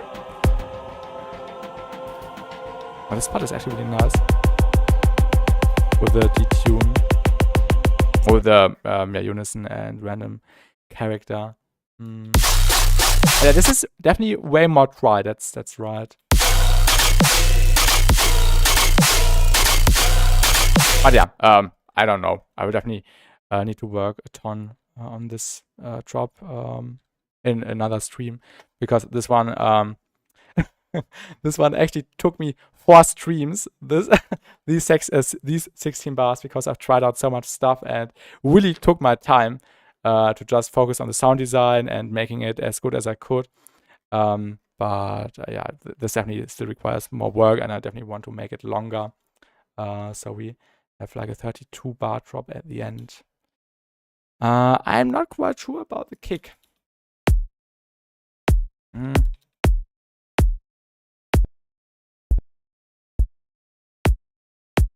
I think that's better. Shorten it a little bit. Maybe some EQing. I missed 4 streams of Source. You can rewatch everything. If you want to see the entire process. Also, I think in the first stream, actually everything we did in the first stream of this series, I scrapped. But yeah, the sound design approach was being made in the first stream. The first idea was being scrapped.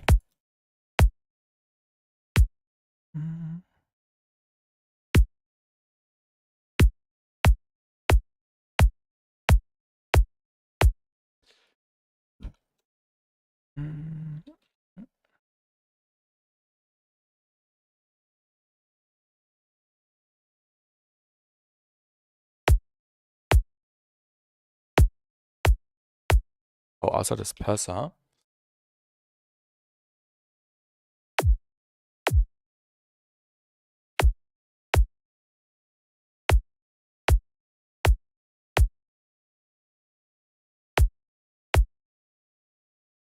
Why do all plugins open on my left screen?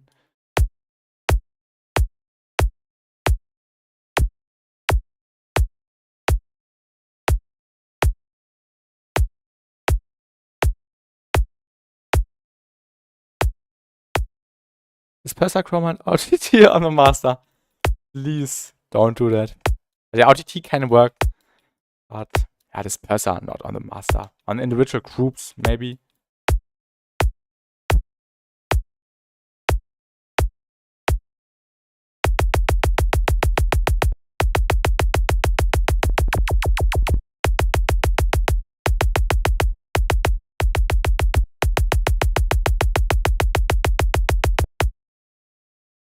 Let's definitely adjust that.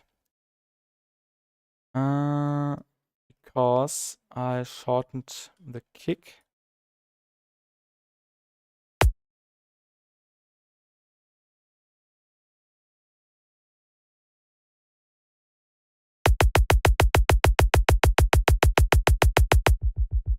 Auto filter.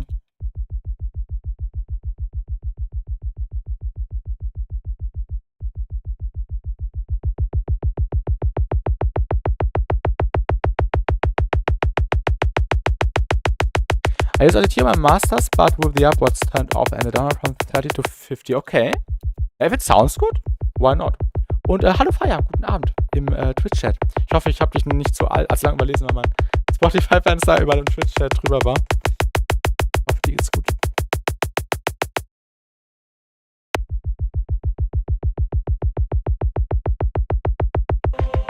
Alles gut, super, super. Okay, we need more stuff. Okay, gerade erst reingeschrieben. Super, super, super. I think I also have the reverse variation. I think it was this one, right?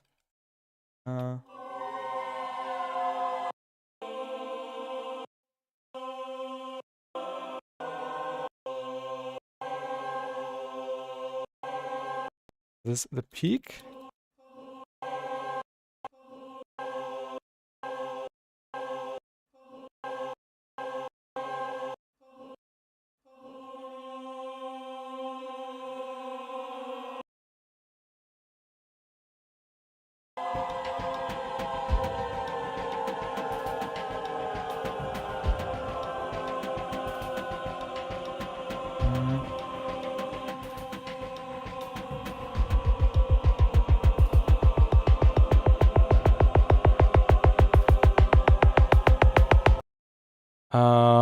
Complex Pro, Walk.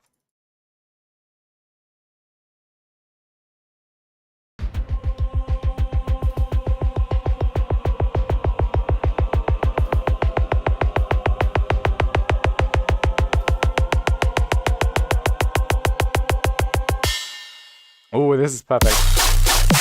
And then we somehow have to get to this energy level. This will be a little bit of work, but yeah, it just takes more sounds and stuff. Also, why is the filter applied here? We need the kick here, maybe some other drums. I have some other drums like here.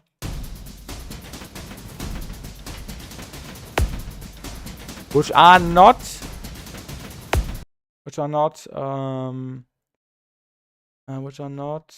I'm playing triplets, which could be a little bit bad. Have to see. I think this one isn't it. This one maybe. This one is a bit more tribal.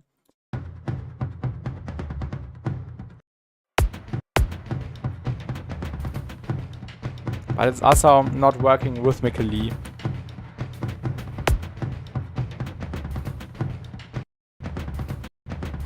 And we can, yeah, stretch it to the triplet crit. I think this could work. Beats. That's really small. Then we need triplets. Let's just do that. Why not? And how can I not move the entire thing?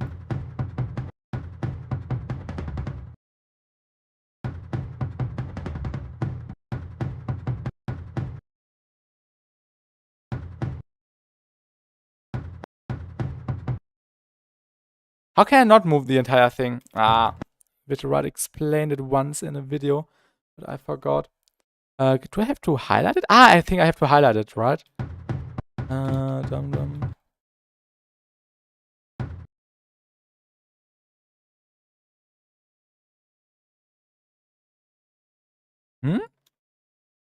That's weird. Maybe I have to... When it's in warp mode? Yeah. Maybe this direction. It's always taking the entire thing, but I just want to stretch one hit until the next hit, if you know what I mean. Coincidence?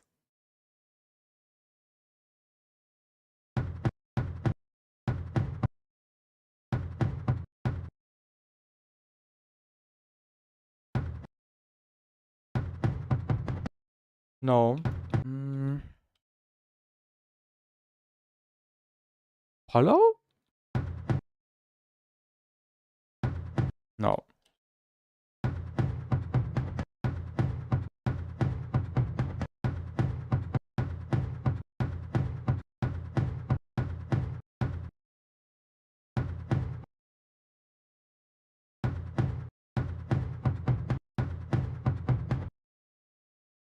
Ah! Yeah, I mean... Can work.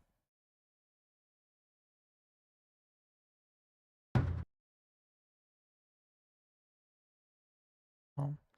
That's pretty difficult. I should rewatch the video where he explained it. Maybe just this loop.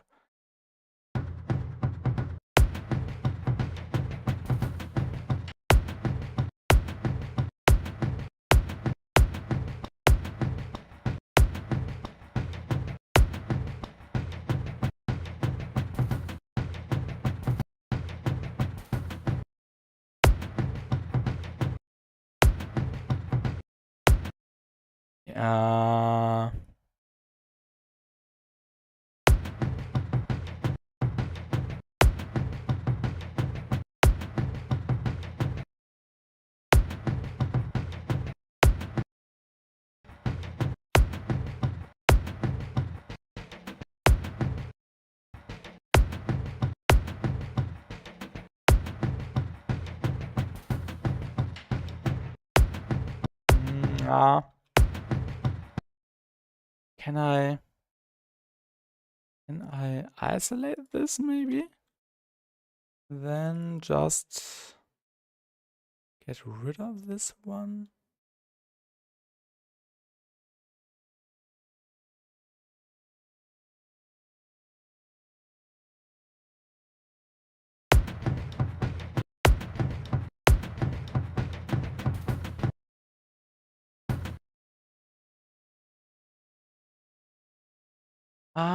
Damn it.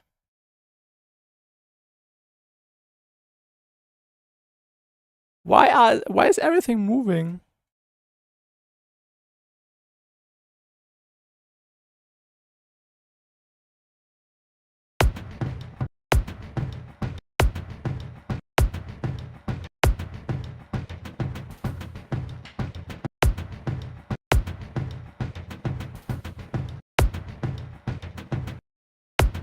This is not the right way. Let's go back maybe. And let's find some other drums which would work better. Yeah, I will deal with this off stream. I think this would be a little bit too tedious. Maybe get it to sound like boom, boom, boom, boom. Yeah, I know what kind of pattern I want, and I thought I could achieve it with the stretching, and I'm pretty sure it's working, but something is wrong. I set up something wrong here in the warp mode, and I don't know what, because when I move the transients, the entire sample is moving, or the entire sound, and I just want to move the part, and also when I highlight it, it's still taking the entire phrase, so this is not working. I know which video features it, but yeah, don't want to deal with that now. Let's just work with what we have.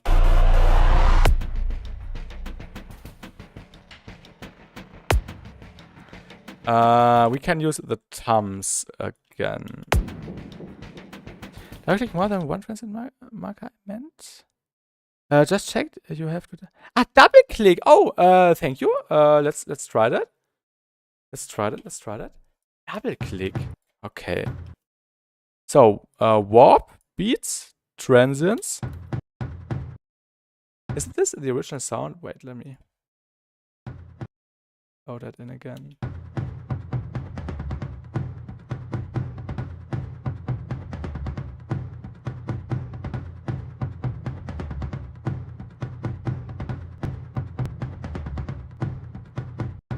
Okay, let's bounce that really quick.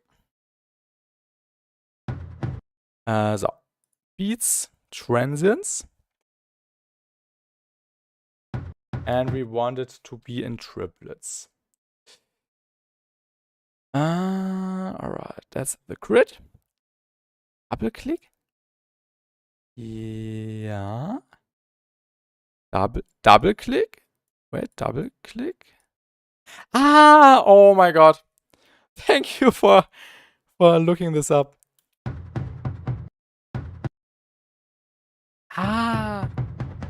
Oh my god. Oh.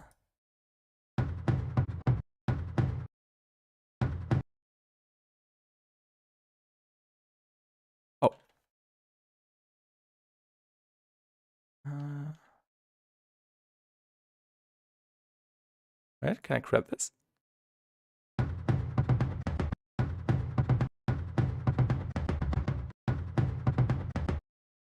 Oh my god, this is so much easier now.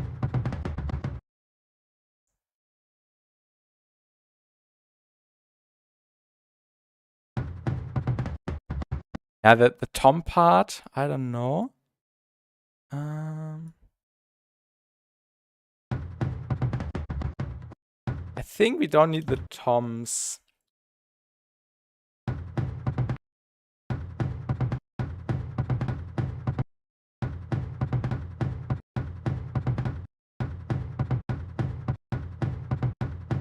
Also, I think we don't necessarily need this one.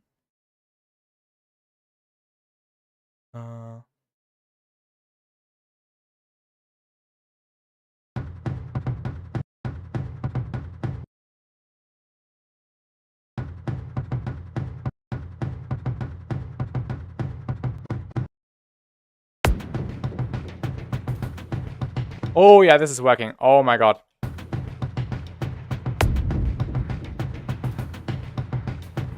Yeah, perfect. Thank you for checking. Now I will keep it in mind. We need to glue this a little bit more together with additional processing.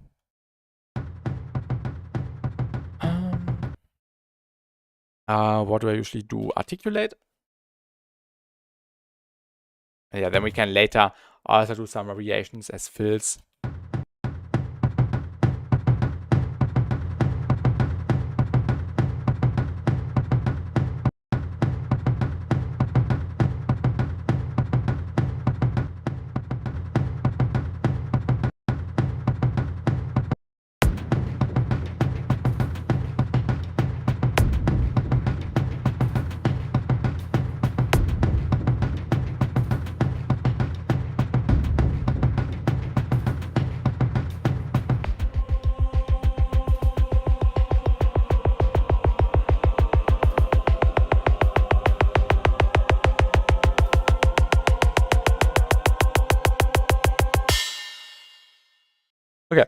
let's continue working on this. I think this is a bit too loud now, so let's just gain stage it. Usually I don't gain stage, but let's just do it.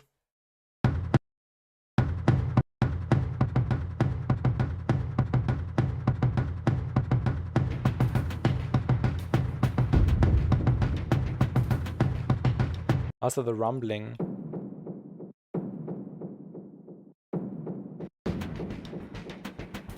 Yeah, it works. And of course, we need to use an auto filter for somewhat dramatic tension.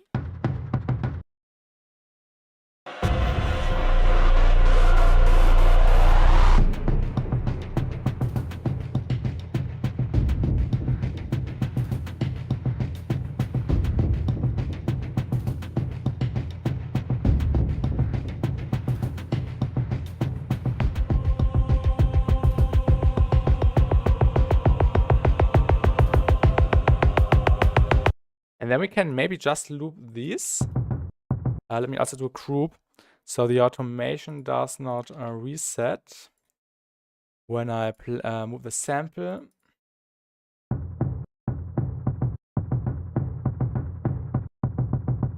Oh yeah. Oh yeah. This is it.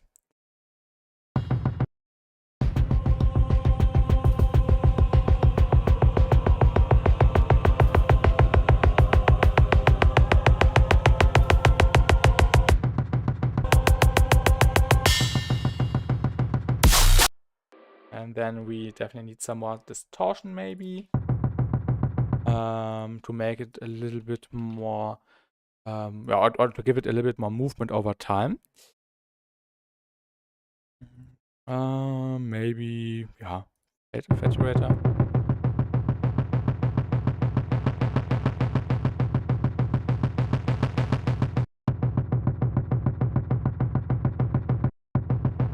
Some more fuzz maybe.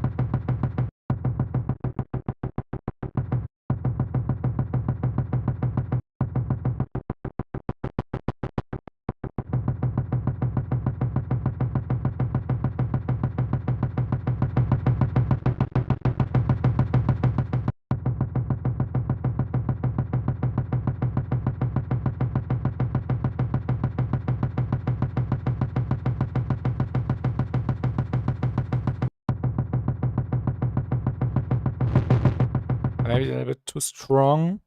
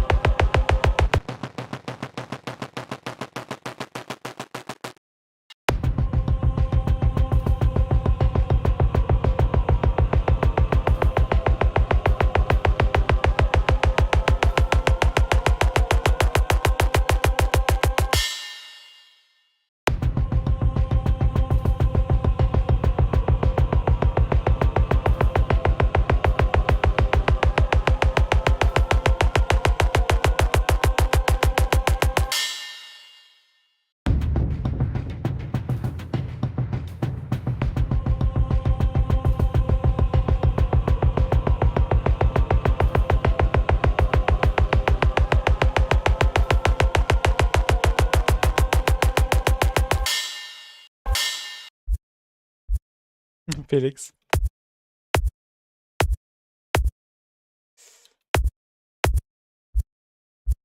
Little, yeah, movement thingy here. But I forgot I should not have done it like this. Let's group again and throw all the effects in the group. So when I move the samples, the automations are not being affected.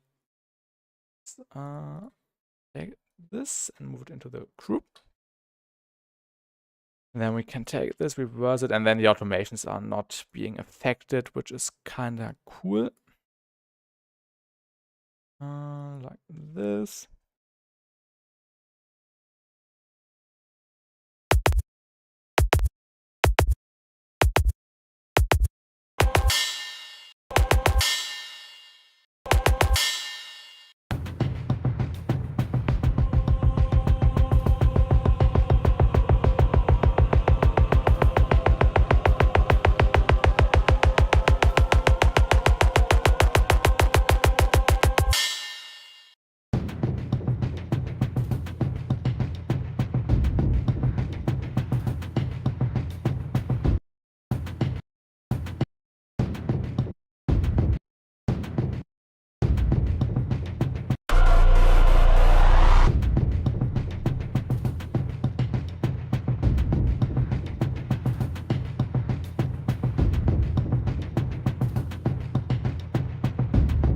Need some more tribal sounds, and of course chorus can provide us with more tribal energy. I just need to find the sounds. What was it called? What is? Oh yeah, I wanted to check what this is. Clock syllable motors. Let's check what this sounds like. Ah, yeah, exactly. This is the one I'm looking for. But maybe more on the male side. The women's are, or the women are a little bit too high. Clock syllable motors here.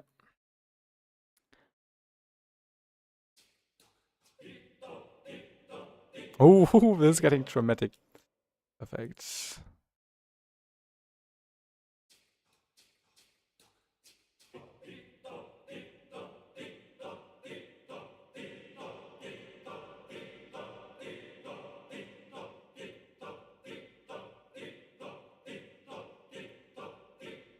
Let's just render this. And then also the other one, and then we can create some more tension over time. And maybe this is already enough to tease the choir with a little bit.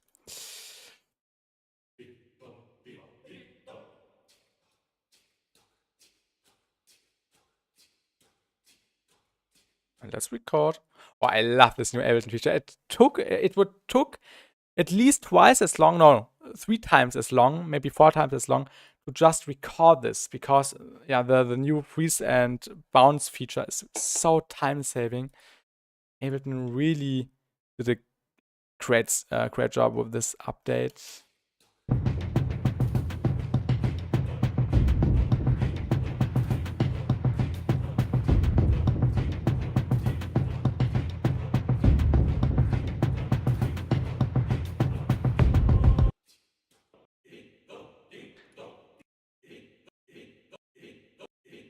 What would it sound like if we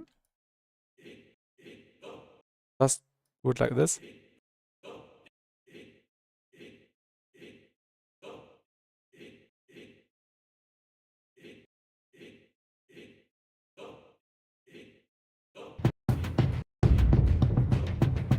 I think that's more dramatic.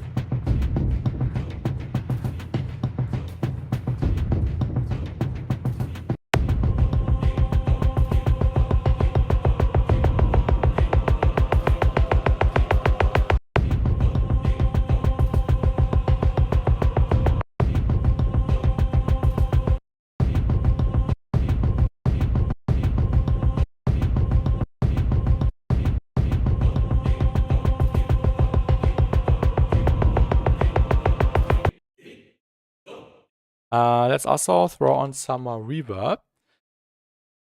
Perfect moment to try Hikari again.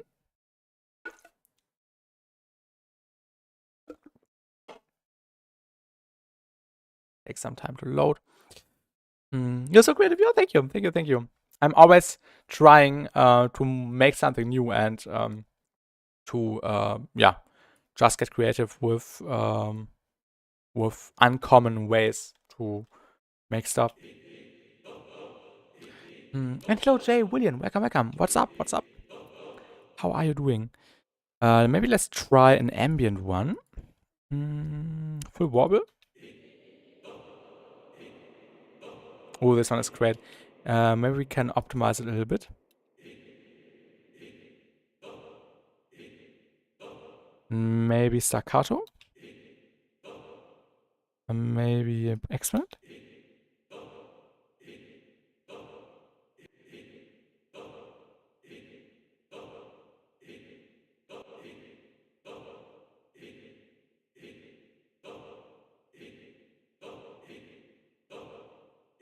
I think ping works the best.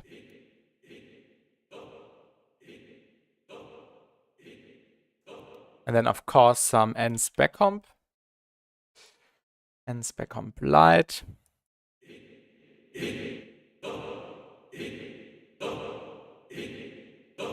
Oh.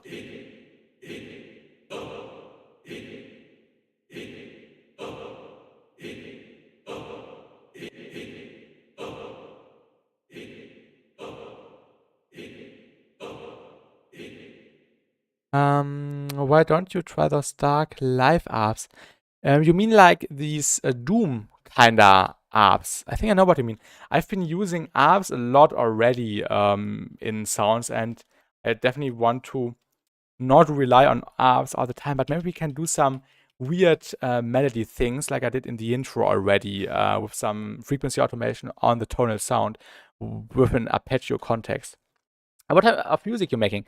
I'm making bass music, like dubstep, for example. And right now, I'm working on the intro, which is really, really dark. The problem with pink noises and the bass frequencies, but yeah, I love pink noise. Yeah, noises, cool. So this is a really, really dark atmosphere, which is being which is setting us the foundation for this drop I made on stream the last couple of streams. This is called Tear Out Dubstep, and right now I'm working on the build up.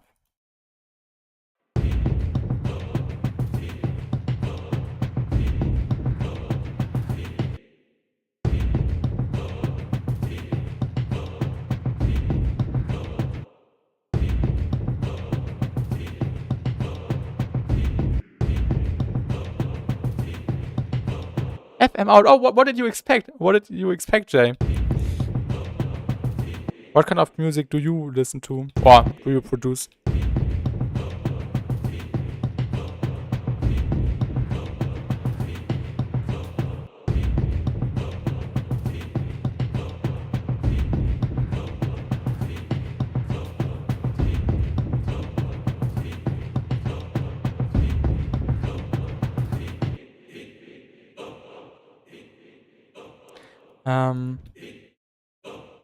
I don't like the panning here. I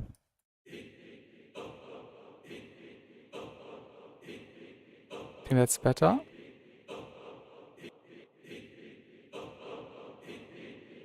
May you teach me this genre? What do you want to know, Senor? What do you want to know?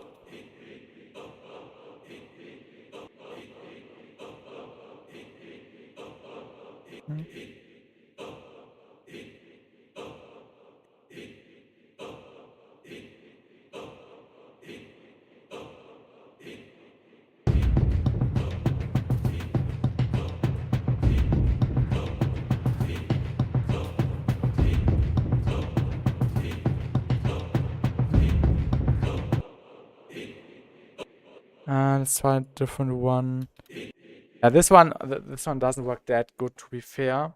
Maybe a shorter one?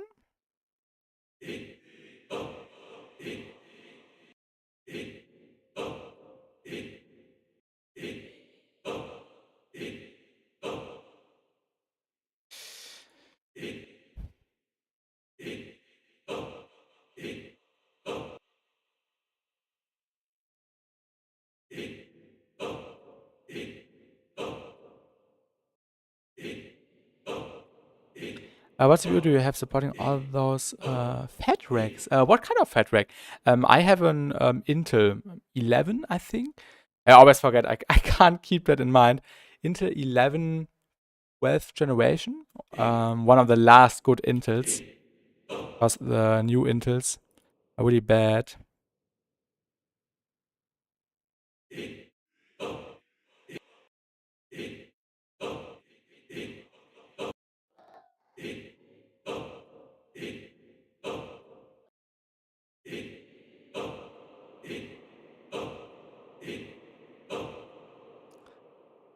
This one is better.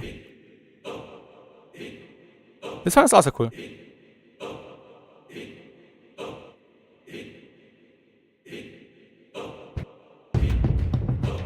Yeah.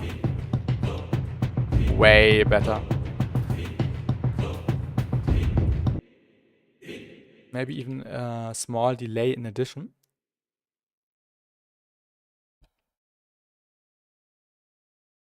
Before the reverb. Like the startup melody. You mean the melody in the intro? Are you talking about this one? If you want to call this a melody.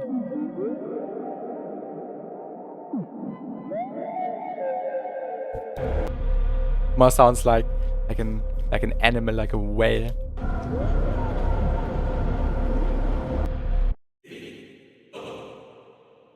A really short delay. Ooh, this actually is nice with a metallic effect.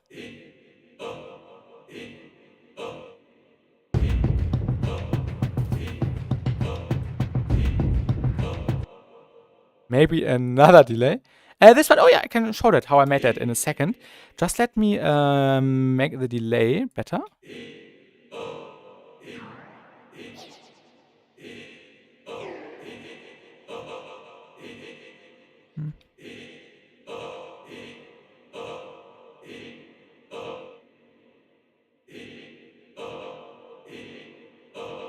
Ooh. Delays are underrated. Also, delays work perfect for tonalities, like you can hear. This drum hit hard for you. Thank you, thank you. This is really, really nice. I like that. Shout out delay. Okay, let me quickly break down how I made this weird melody thing. And hello, Neon, where is you got a drop to show? Oh yeah, sure, I can play the drop, and then I will break down how I made this deviate kinda Fever Dream melody thing.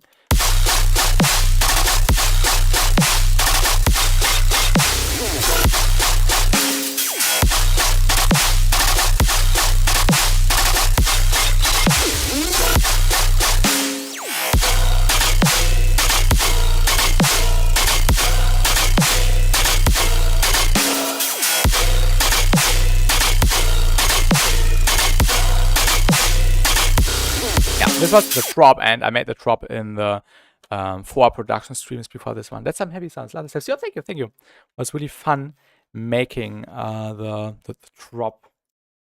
But yeah, let's quickly come back to this melody thing, which I wanted to show, which Senua asked how I made it in the YouTube chat. So we have a serum. Let me actually disable everything which we don't need, which is just the auto filter. Let me just group everything. And then we can quickly step by step show what everything is doing. Yeah, we have a serum, which is just playing some random notes. And it's just a triangle with some distortion, flanger, compressor, delay. But it's not, the effects aren't doing much actually. And this was from a preset from my Serum 1 preset pack, little self-add, but I basically turned off all the different wavetables and I just used the triangle here. And then we have a snap heap,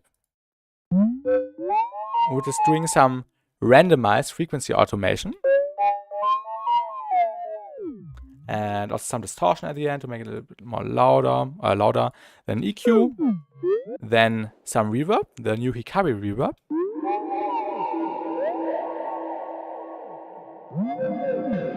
Some N-spec complete. Some EQ again. And that's actually it. Then I resampled it.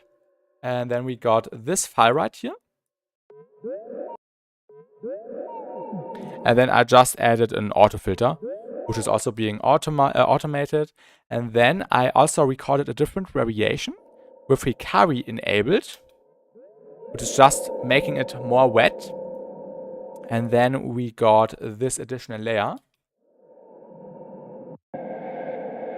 which is really, really dramatic and dystopian. And this is how I made this melody thing. I never used Serum before. Have you used Vital before, or just a synthesizer? Vital is basically the free alternative for Serum, but Serum is the most popular and most established synth in the production game. Yeah, basically everyone is using it. But you can also create the sound with a default synth, like Operator in Ableton, for example. Just select a triangle wave, add some reverb, delay, and you are good. So Serum would not be necessary for this. But yeah, the most crucial part for this thing is the frequency shifters, which are being randomized, or at least only this one is being randomized. And then we get this really, really cool yeah, sound.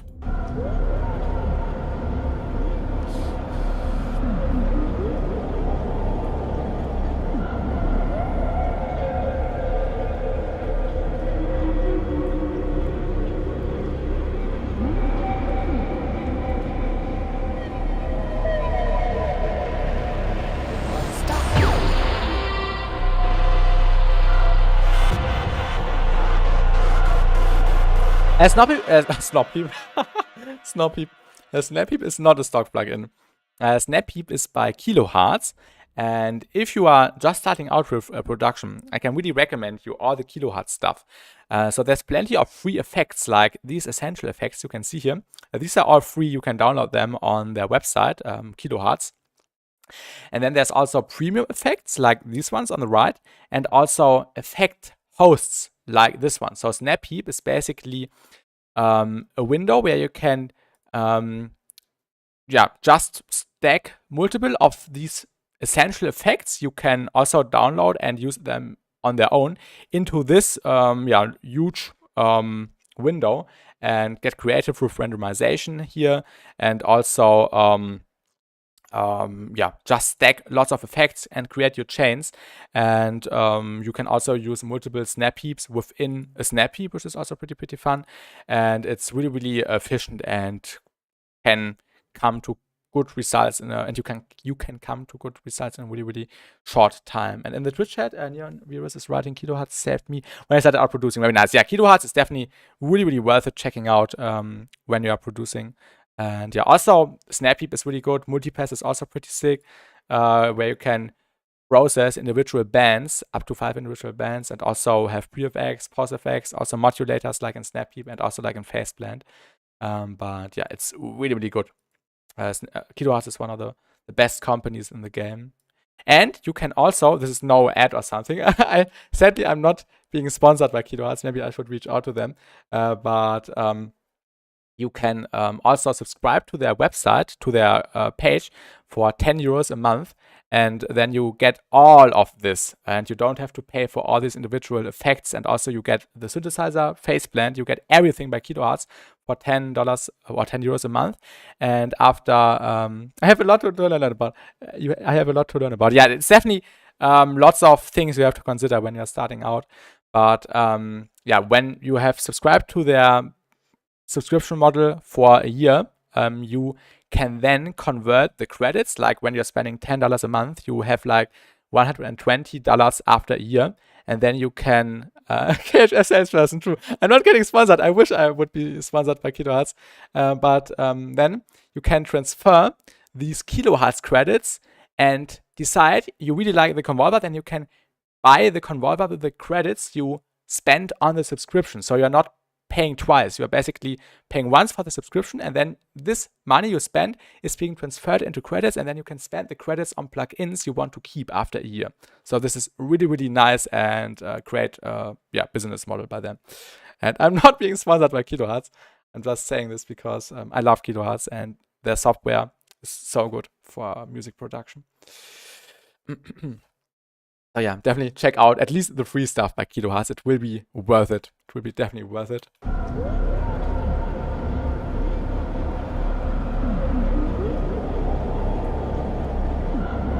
I see.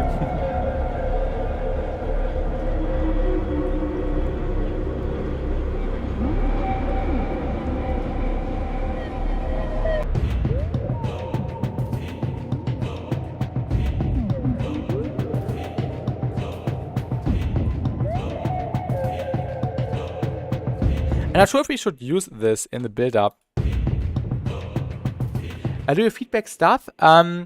Today, I really want to concentrate on the production thing, but I definitely plan to do feedback streams as well, where we will just listen to your music. But I have a Discord server. I can send you the link. Then there you can send stuff to me privately or in the feedback channel. And then I can listen to it after the stream. But today I really just want to focus on the music. But yeah, I definitely plan to do feedback streams, just focusing on feedback. And yeah, otherwise I can listen to stuff on Discord if you want some feedback later, for example. I wonder how you mix your vocals, because the sound you're doing right now sounds clean. Thank you. When it comes to vocals, yeah, usually I just use the Vitroride vocal chain, which you can get on Vitroride's Patreon. It's this, and it's basically a mixture of compression, reverb, delay, and then I'm adding a little bit of more compression by the N-Spec Amplified compressor by Nesco, and that's basically it for my approach.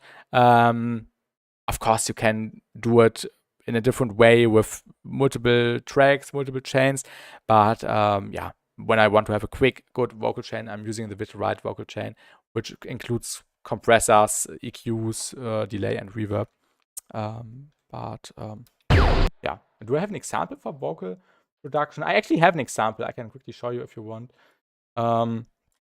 In one of my latest remixes I put out, or latest songs, I used the vocals by Dubstep, and they are also basically just applied some compression to them. And maybe I think I was not using the Vitroride chain in this case, but this is the remix, and it included vocals, and it just had the stem. And I think I added a little bit of additional reverb and compression. Oh yeah, this also sounds clean.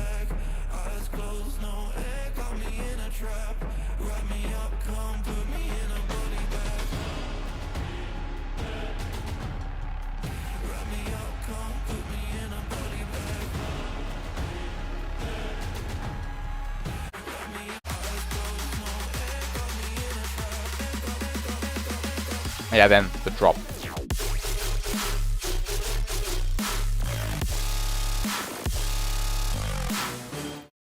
So also really aggressive stuff. Let me just add the source really quick, and then we can continue.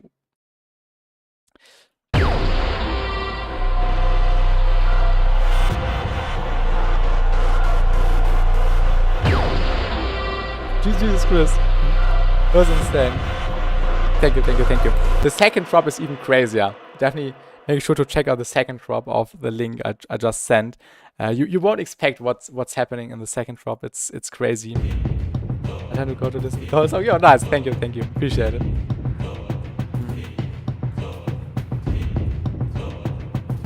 Yeah, this definitely needs work. You should teach me how to mix them vocals.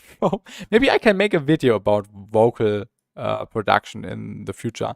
Maybe I can just do it in the next week. I have planned one video for Monday or Tuesday, where we'll break down the Hikari reverb plugin, which I've been using the entire stream, to make a review and show what it is capable of. And then maybe at the end of the week I can do a video or breakdown video of how I did the vocal mixing on the Dubstep remix, for example.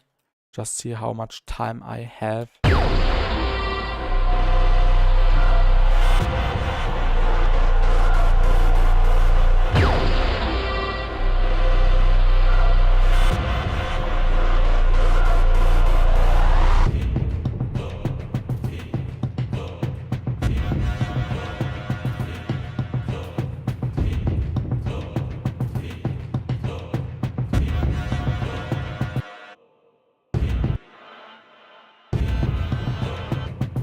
Oh ja.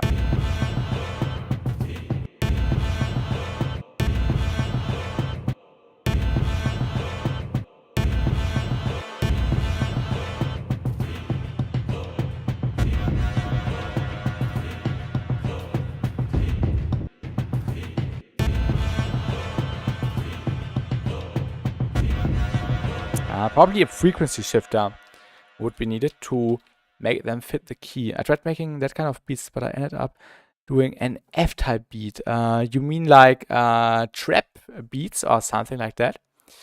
Or for vocal rap arrangement things. But yeah, this is really, really complicated and requires lots of knowledge to make something good, I would say.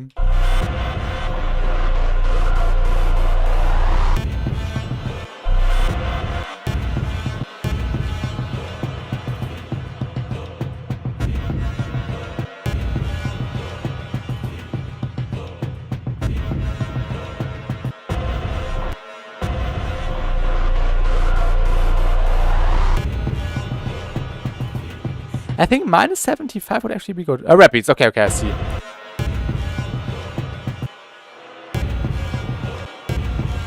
Of course, in different genres, the vocal processing also is different.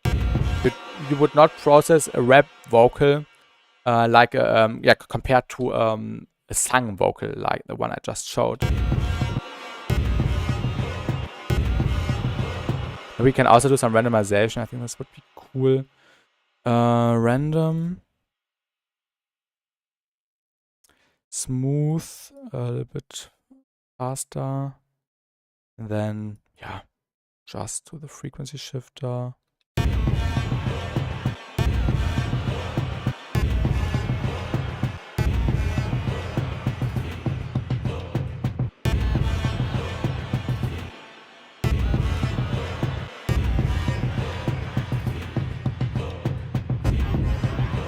Maybe that's a bit too intense. I'm starting to hear your signature flavor. To what extent, Flicky? What do you think is my signature flavor? But yeah, I appreciate that. Thank you. I haven't tried to combine old stuff I've done in the past with new stuff as well.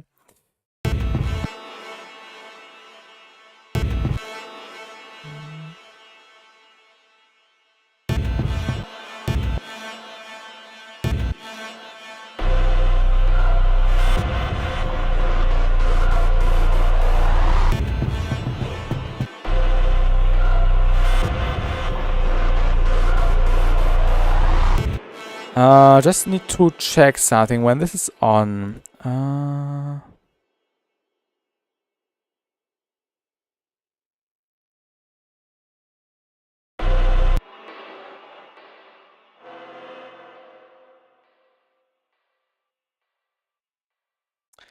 Wait. I make my life really, really complicated right now.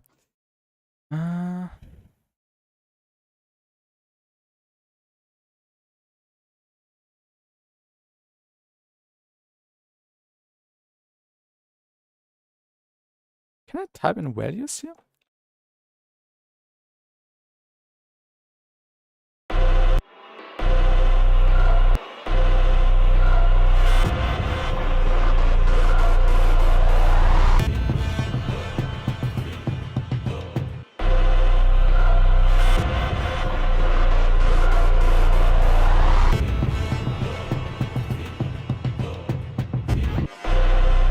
For instance, there's a very nice guttural texture starting around 400 Hz and up with your basses. You mean the glitchy things. think it's something I really like using.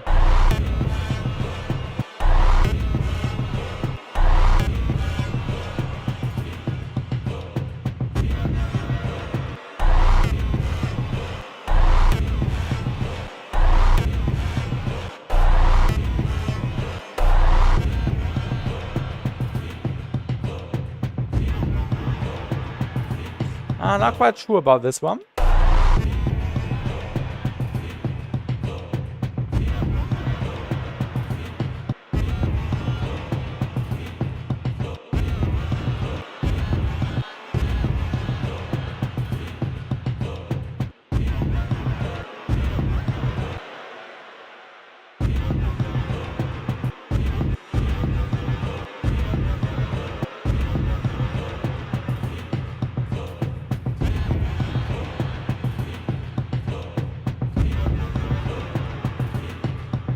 I will render this a few times because this is sounding different every time.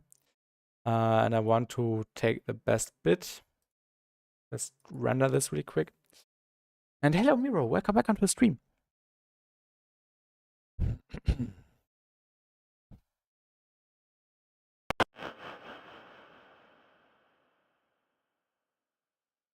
Right.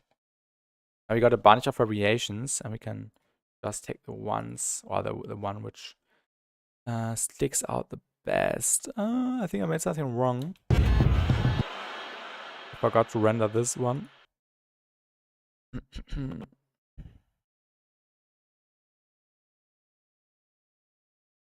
Yeah, not that bad. Now we can just see. It's not the clear, it's a thing during the trumpet. It's a lasery. Y and corpus here as well. Ah, the corpus thing. Is it this one? This one has corpus on it.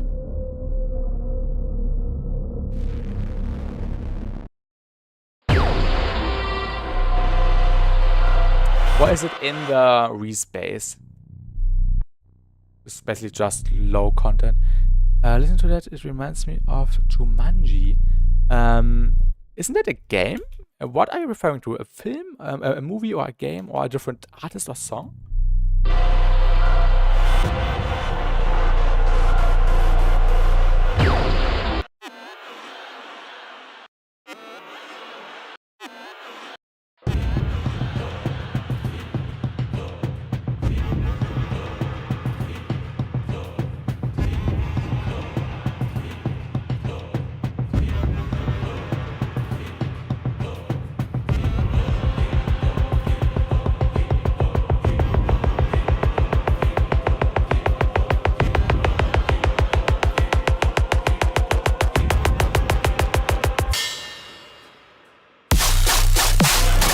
Oh, don't mind the tracks which are enabled here. I still have to disable them. But yeah, it kinda, yeah, works. Definitely lots of work to do. Okay, a movie. Okay. So I think the soundtrack, right? Also pretty dystopian and dark.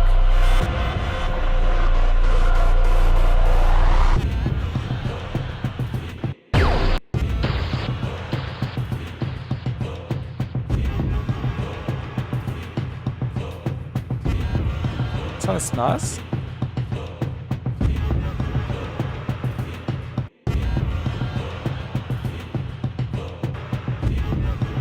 This one isn't.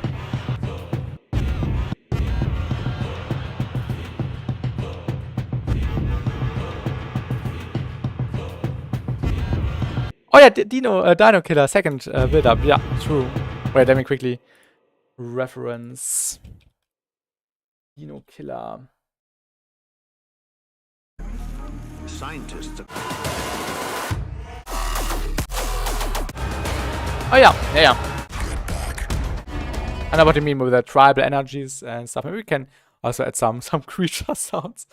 But it was definitely not inspired by Dino Killer on this one. But yeah, I see the similarity. It's too dark and double. Yo, thank you. We can just loop these two. Oh no, actually we can try to find a different one.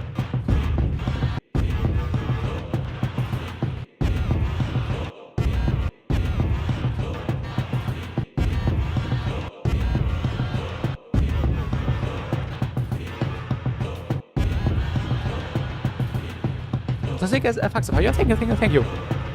We appreciate it. This one? Definitely need more risers and background stuff.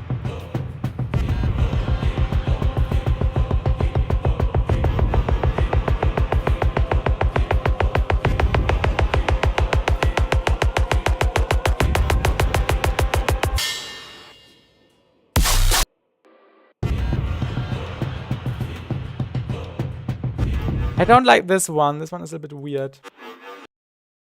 Sounds like a failed square 4.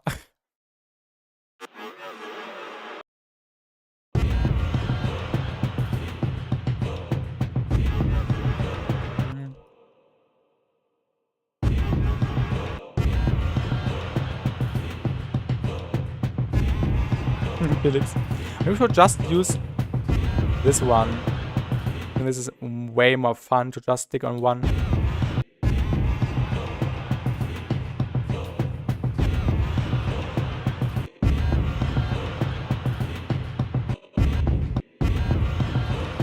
The ambience is very cinematic. That's my goal for sure. I love cinematic intros and build-ups.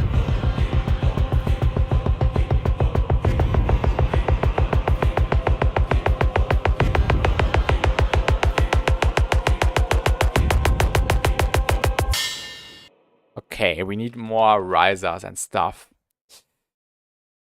Let's see. This one probably.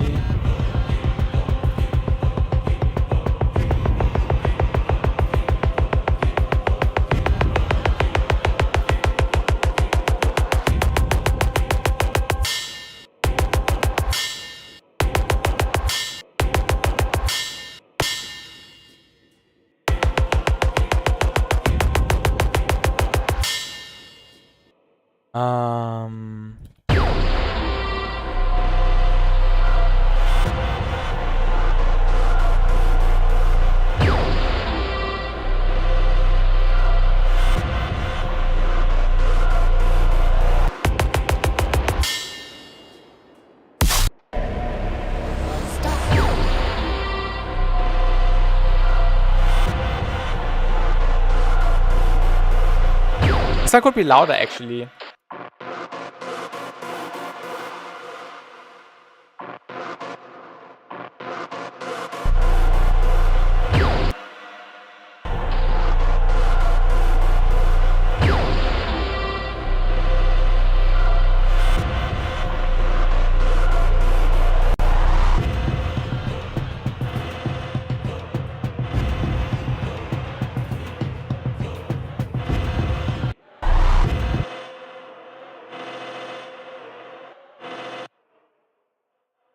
For all the reverb though.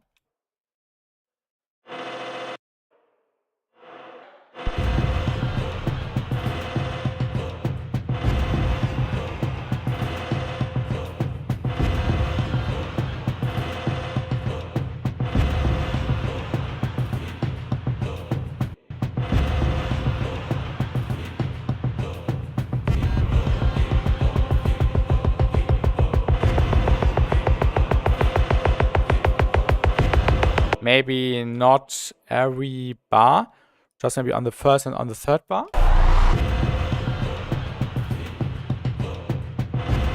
Yeah. Like a siren, basically. And also works well in combination with this sound. Yeah, these work really well. Really detuned and, yeah, washed out. Or maybe what if we did it the other way around, like this? This is actually better. So the individual sound gets more attention. I think that's better this way around.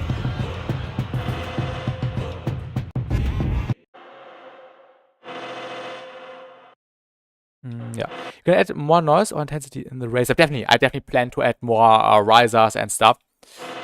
And yeah, more noise in the end. Definitely something to do in the next steps. I feel like this needs some more reverb. Yeah, let's just maybe grab the Nexus and delay rack. really quick for some quick results after the plug data. Yeah.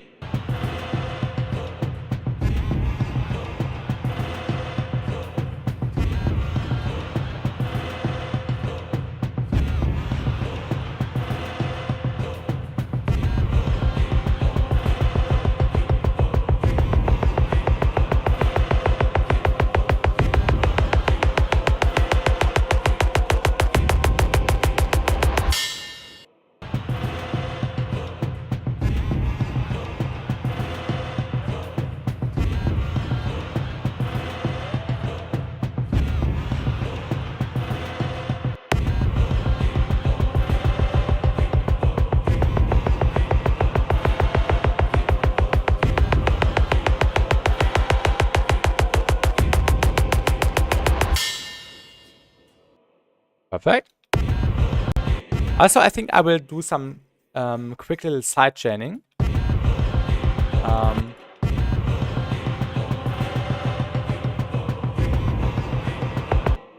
I don't know. Should I? I think I should. Let's just use N-Silk really quick.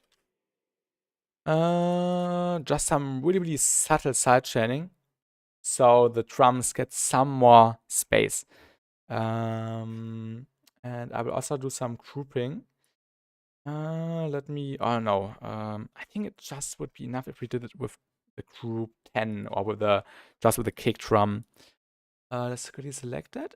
10 group. Then activate external. We can do some spectral side chaining. So every time the kick hits, the sounds in the synth group are being dug down.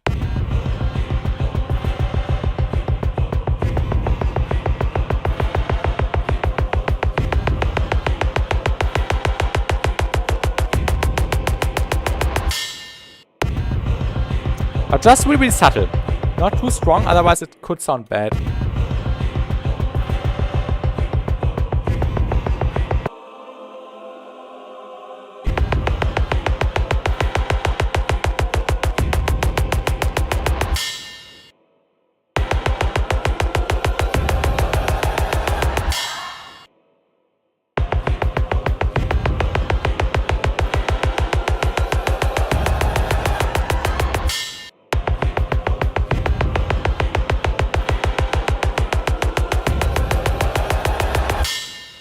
I think the choir rise up doesn't sound that good. This sounds awesome. Thank you. I don't like the choir here though.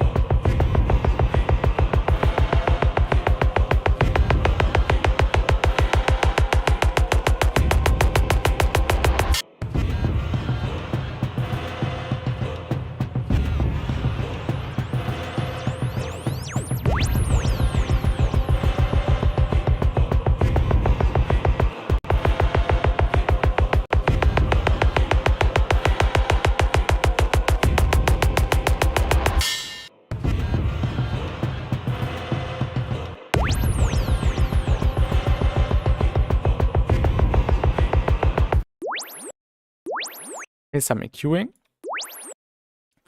some compression, and spec compliant.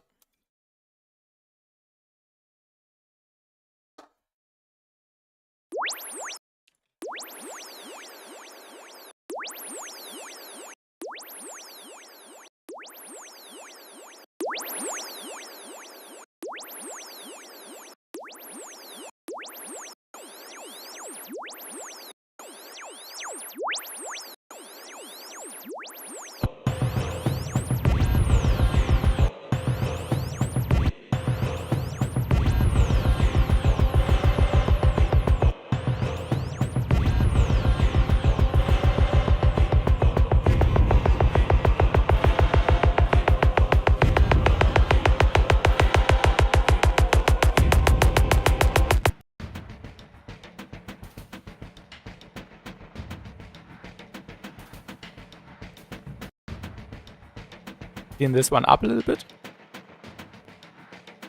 Maybe add some articulate.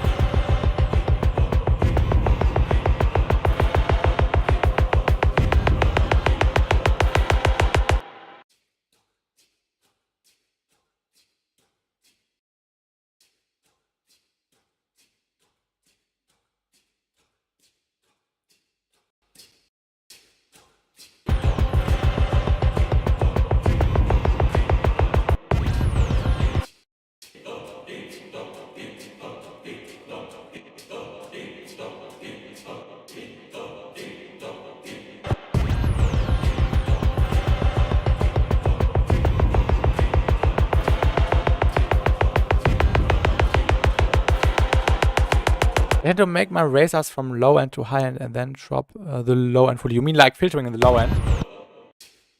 But yeah, this definitely makes sense. I might add a sub riser in the background. But I'm not sure yet because the drums are using lots of low end. I think this will just make it muddy.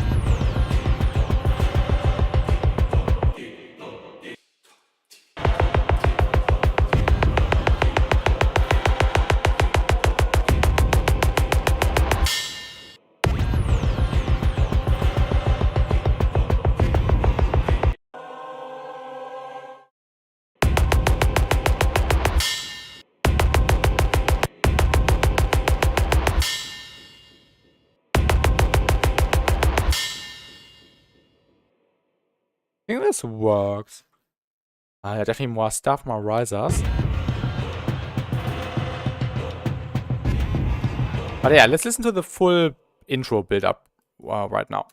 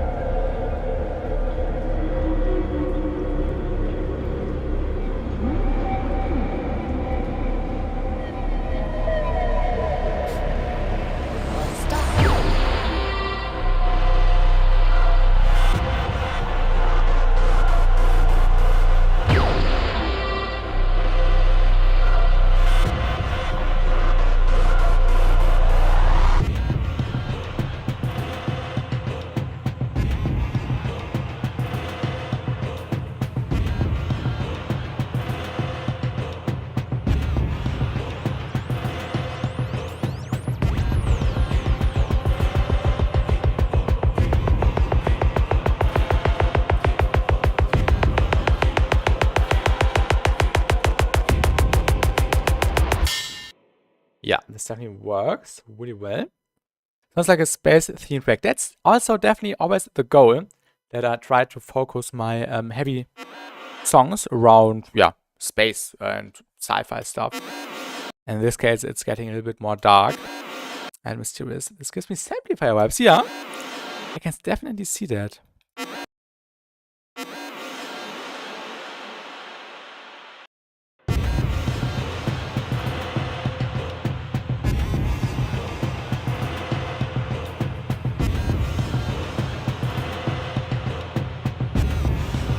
think that's a little bit too loud now, right?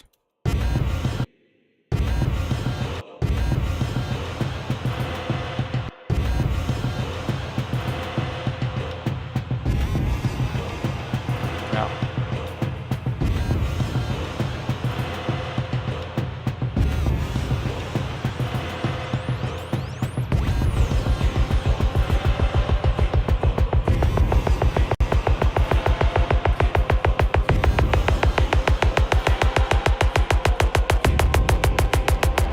I think we will get rid of the noise here. I try to sidechain the noise with the kick. I think we don't really need that.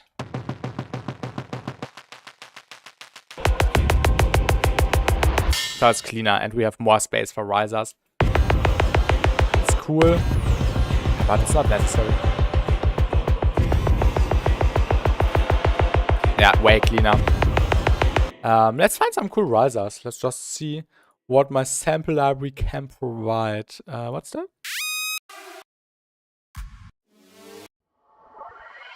Perfect, yeah, thank you.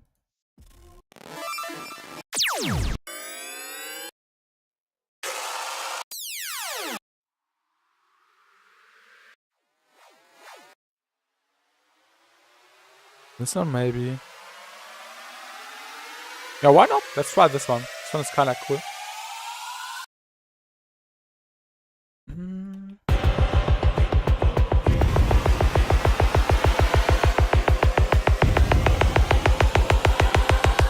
Oh yeah. Certainly works. I will favorite this because I really like the sound of the reverb of the riser.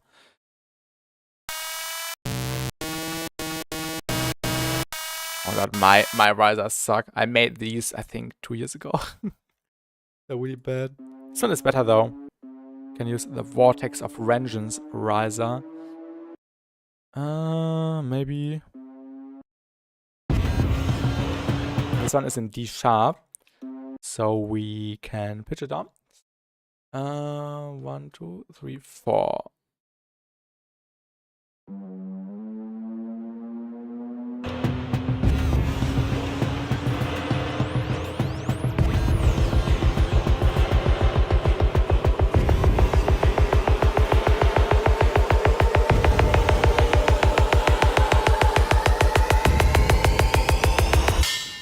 Yeah, kind of works.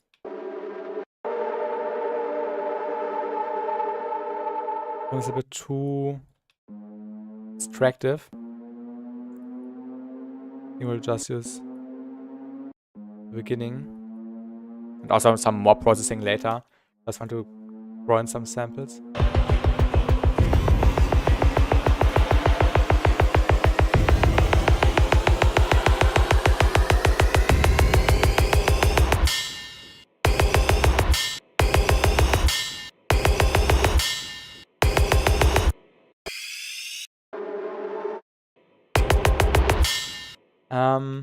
I must admit I don't like the high end on this one anymore. I like the beginning. Then it's getting a little bit too noisy. I might filter out some high end here. Let's see what else we got.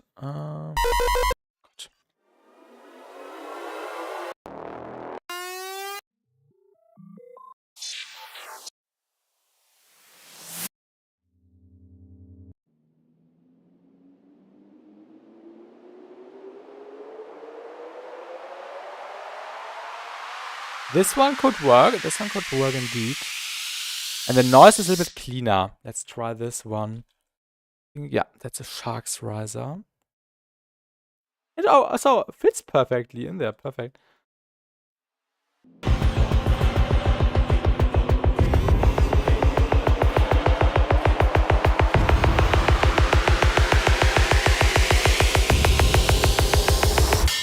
I prefer this one over the Agony riser. It's a tiny bit better. But maybe we could also use it at the beginning of the Agony riser. And then the end of the Shark's riser. And do some weird crossovers like this.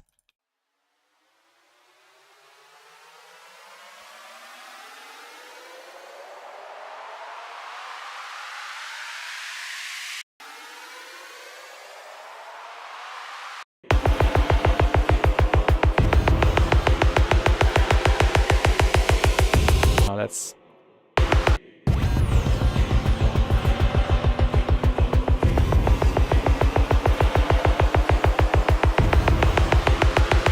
It kind of works like this.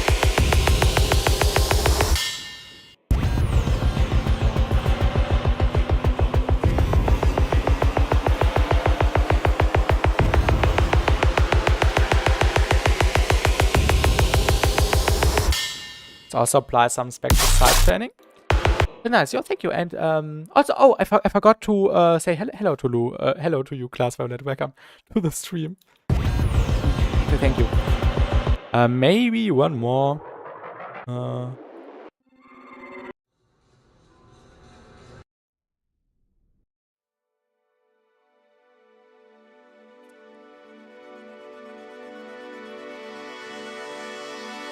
That's a beautiful melodic riser. I will save that and use it in a melodic song.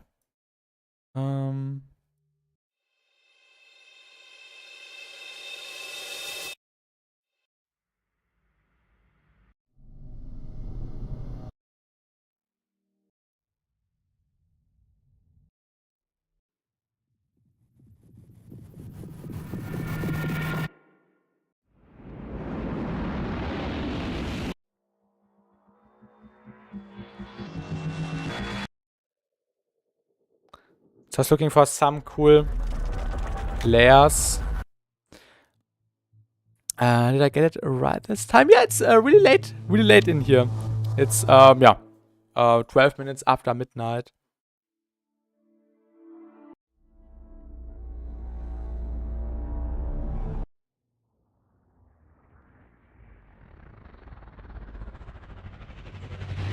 This one is also sick. 7:10 p.m. here, so early in the evening.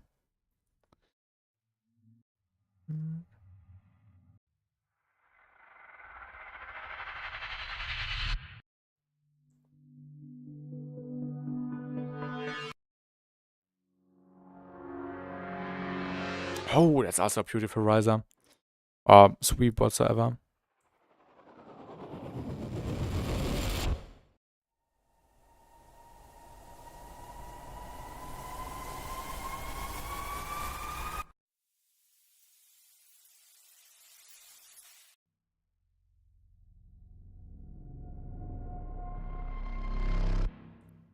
This one maybe? Let's try it. Oh, which one was it?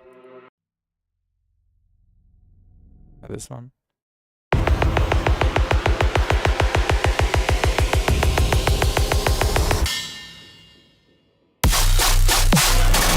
Oh yeah. We should disable everything which is not supposed to be or to play here. What were these sounding like?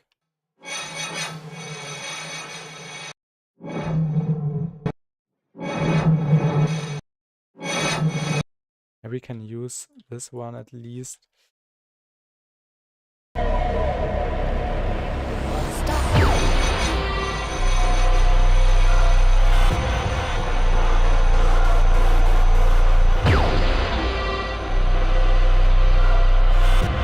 Is this the track you've been working on for the past streams? Exactly. And yesterday and today we have been making the intro and the breakdown after the intro and now the build up basically. And the drop idea sounds like this, which we have finished in the stream on Friday. Did I stream on Friday? I can't remember. But yeah, right now I'm working on the intro because I want to make everything I do on this song on the streams to just say if anyone is interested in my workflow, you can watch other streams and see how I made an entire song. I think this can be interesting for some people, and yeah, so this is like a little series. We can turn this into something, maybe into something more spectrally-ish. Maybe with a vocoder. And then some frequency shifting.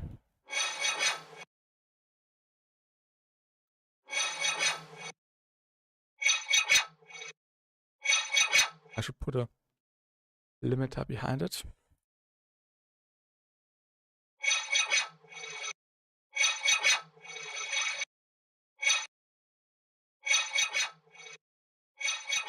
Also, let me get some water real quick.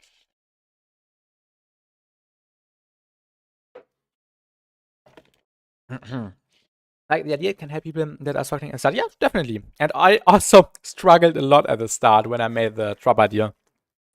I think the first idea got completely scrapped, but of course the sound design worked. But yeah. And hello, Dogma. Welcome to the stream. Overlay. I know. I really need to make an overlay which combines the Twitch and the YouTube chat. I need to do some research again and make this happen so it can be displayed in a corner on the stream, maybe on the left corner or beneath my face cam, where you can read the chat from the YouTube and the Twitch stream. I know, Dogma, I know.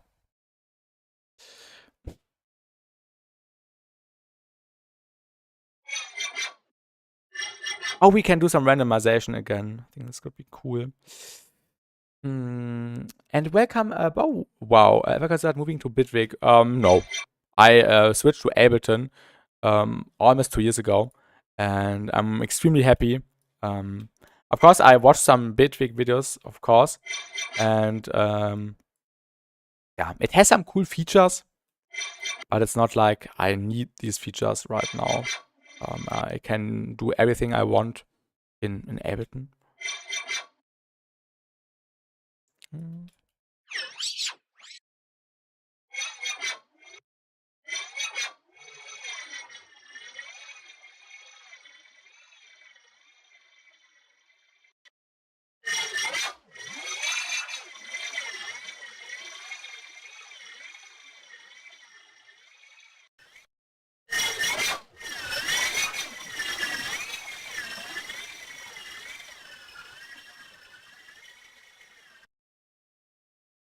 Fair enough, too much choice isn't always good. That's right, that's right.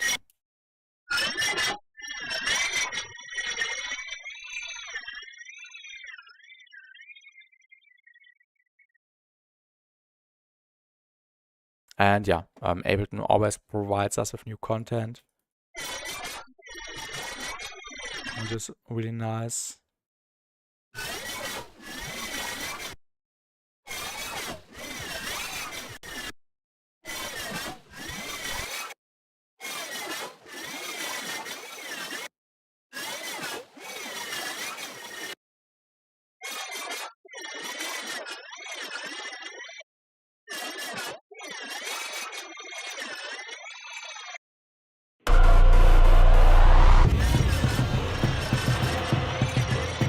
Und hallo Lukas, guten Abend im Twitch-Chat. Welcome in the Twitch-Chat.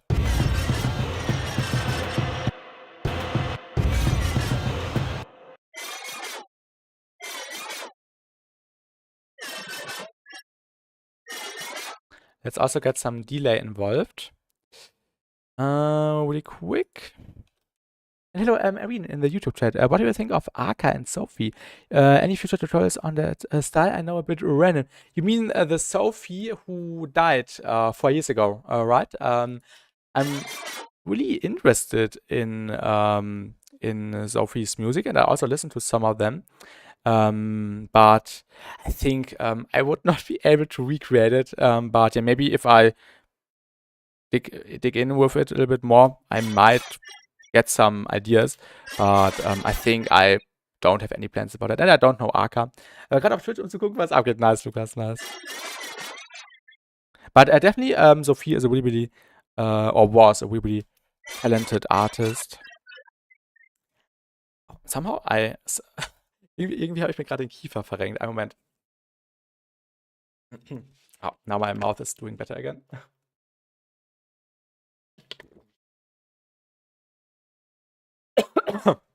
Gott. Sorry.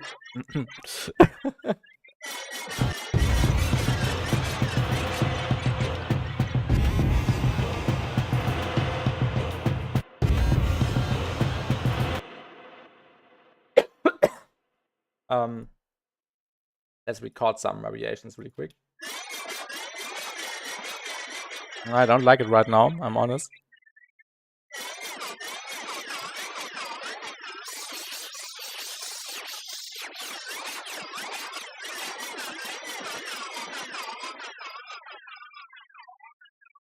just record a few. Then we can have some material to choose from. Then we can put it somewhere and do some more processing on it. Maybe some Reverb, some more Delay, some Distortion. Werde am Freitag den ersten von deiner EP, die ich für die Uni gemacht habe, releasen. Nice, Lukas. Sehr nice. Was für Genre? Oder hast du das schon mal geteilt irgendwo?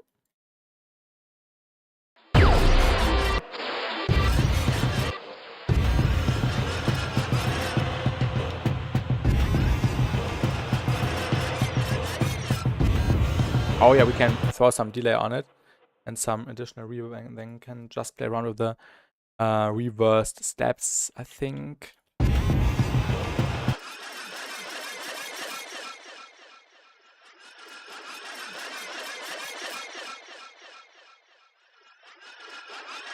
Werde aber einen neuen Account machen. Okay, weil es nicht mehr in der Richtung ist, die ich 100% mag, beziehungsweise wo ich mich voll als Artist sehe. Dann vermute ich auch unter einem anderen Namen, oder?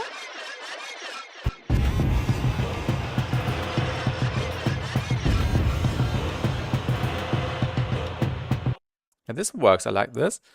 Let's throw some Hikari on it again. Also, let me set the project really quick in case it crashed. Hikari, I will make a video about Hikari tomorrow. So tomorrow there will be no stream. I will make a video about Hikari tomorrow night.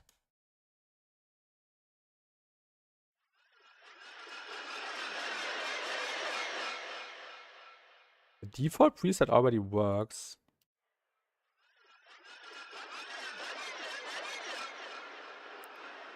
That's also sick. But a little bit long.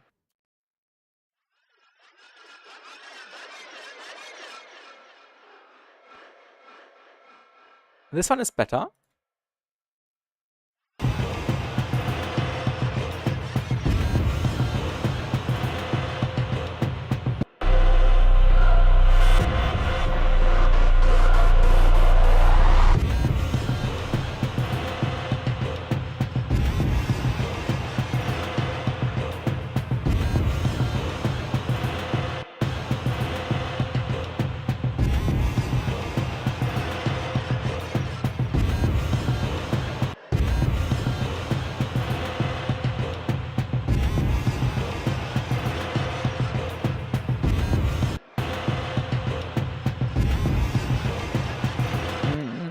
Not quite sure.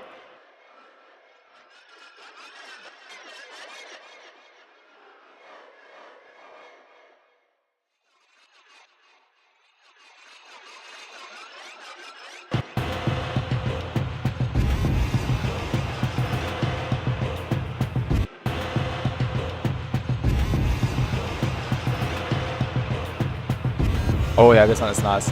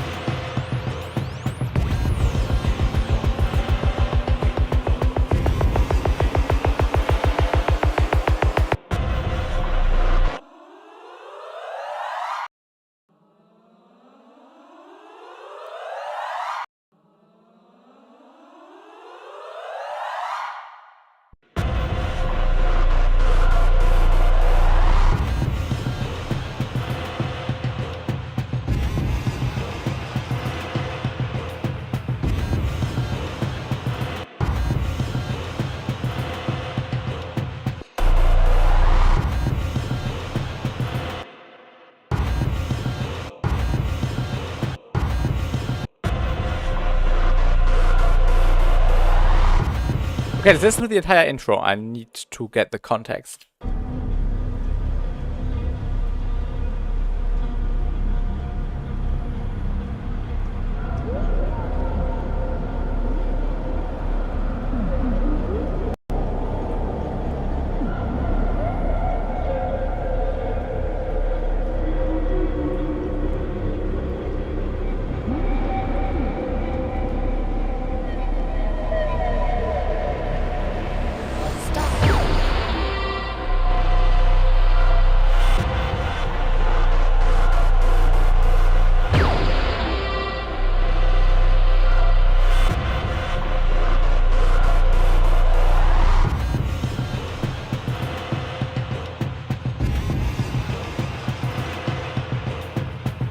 And then the drop. Oh my, okay, okay.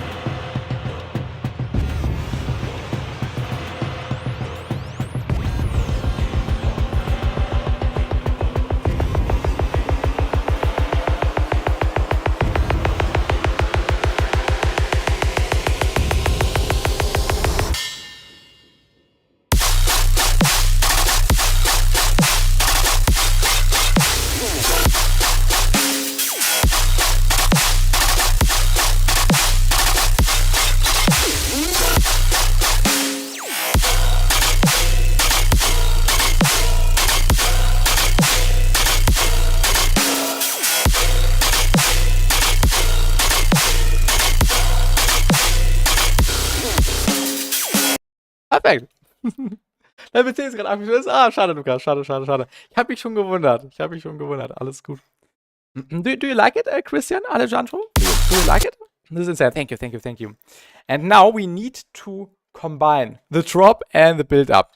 I know what's better, Christian. I will open the project file of the drop now because I need to render out some sounds which we can then use in the build up to tease. So I need some of the bases. Let me save the project really quick. Thank you. Means a lot. I also really like how it turned out. Definitely one of my cleanest drops. And I've tried out some new stuff on it as well.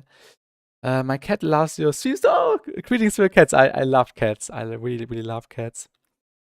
All right, that's nice to hear. Let's open the project file really quick. How did I name it? Was it this one? Yeah, it was this one.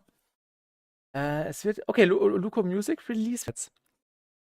All right, that's nice to hear. Let's open the project file really quick. How did I name it? Was it this one? Ja, it was this one. Okay, Luco Music Release wird dann quasi am Produzent-Spotify, wo ich dann mal releasen kann, was ich will, egal welche Genre. Also auch die Sachen, die du dann als Commission dann hast, nehme ich an, right? Also dann deine eigenen Sachen und so Commissions dann auch?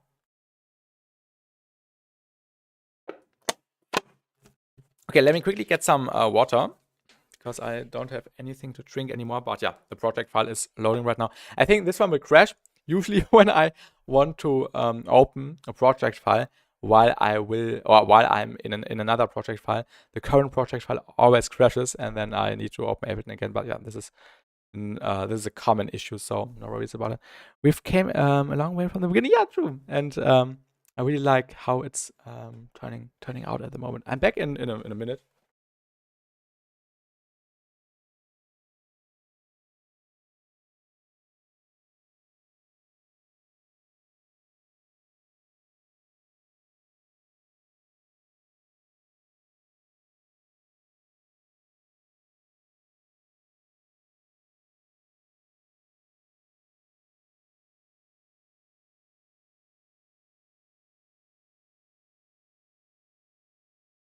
I'm back. I think stream crashed. Stream crashed. Test. Is the stream still going on? Test. Did the stream crash? I think it didn't crash. Test. 1, 2, 3, 4. Test.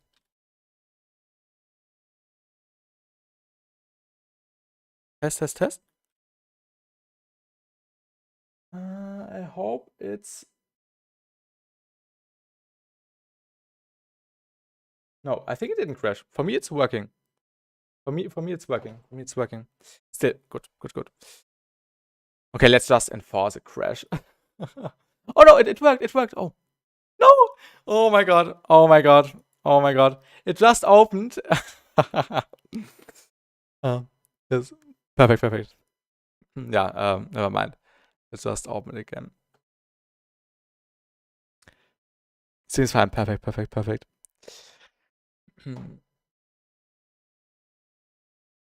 We good. Great. Yeah, it just takes some time to open the project file really quick. Oh, wait a second. Oh, okay, the Twitch thing disappeared. No, we don't want that. Just need to check something. Now we can open it again.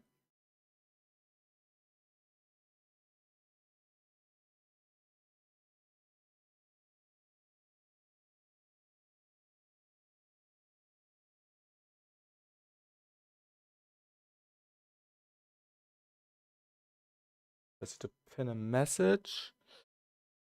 All right, this is working again now. Where's the chat? It somehow just muted your sound, so I didn't have any signs from you. Okay, being live, so I thought it completely crashed. All right. But always, when you think the stream crashed, you can watch in the right corner of my face cam where this white bar is moving the entire time. And when it's still moving, the stream is still going on. And if it's not moving, then the stream probably crashed. If it looks like nothing is moving, for example. Let's wait until it opened, and then we can continue.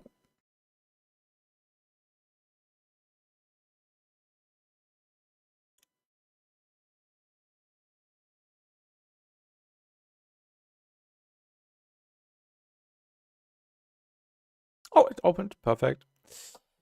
Did notice that. Good point. Now let me get some more water again.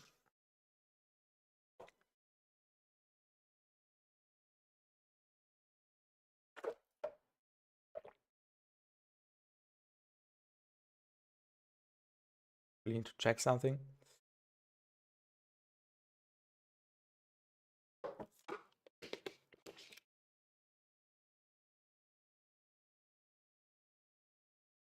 All right, this is fine. Where did we stop? Oh yeah, I wanted to render out some files from the drop. I can just play the drop, and then we will see what we can use.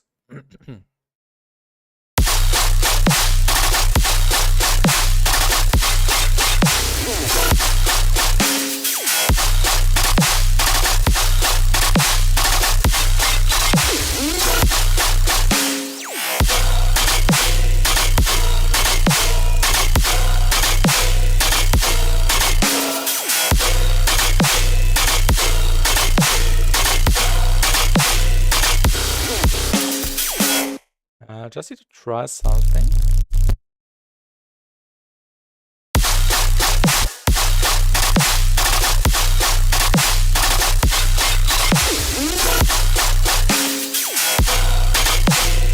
I'm quite cool if we will leave the cymbals in here. But yeah, I don't know. I'll pause all commercial stuff as well. Okay, so like if a commercial song does so well that people wanna get it on Spotify, I will release it on Luca Music. Nice. That's how you do it. I think I won't use the main sound in the build-up. And welcome to the stream, Duckyox in the Twitch chat, and thank you for the follow. Welcome. I think these sounds would be nice to use as a transition element in the intro and the build-up at a certain point. Lastly, we got this one. This one is a nice one. I also have some variations which are not playing. Because there's some utility automation. Let me quickly see what we can do here. Yeah, these didn't sound that good. I think Copper would love this on stream. Yeah. Look at my artist project only. Okay. So you have two projects at the same time. I think Hot Pandora doesn't like when the mix is so loud. I sent some stuff to his feedback streams at the beginning of this year, and he always liked my sound design and approach, but he pointed out that it was quite maximized, and I can understand that, but I prefer that it's maximized. But yeah, I think he would like it. I might subscribe to his Patreon again soon and send some stuff to the feedback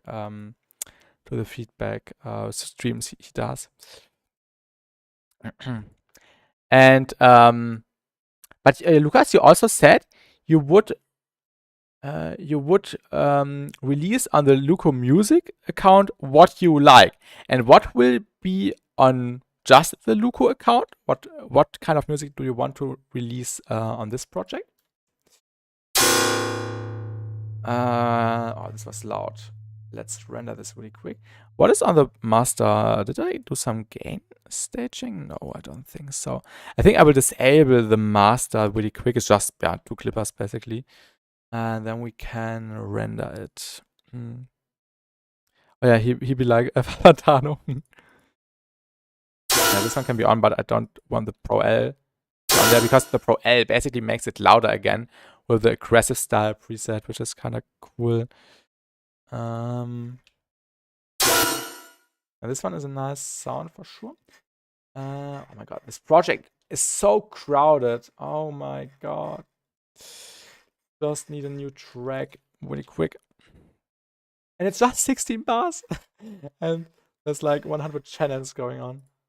Resampling.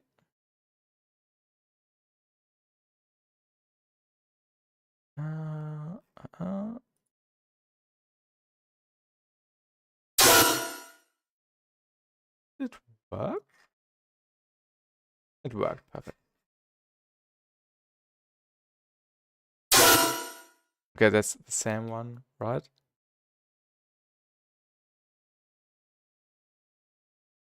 Ah, it was this sound. I forgot. Yeah, this makes sense.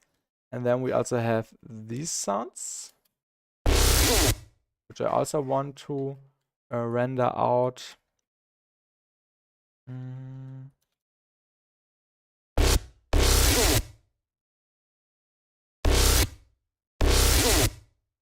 And also variation.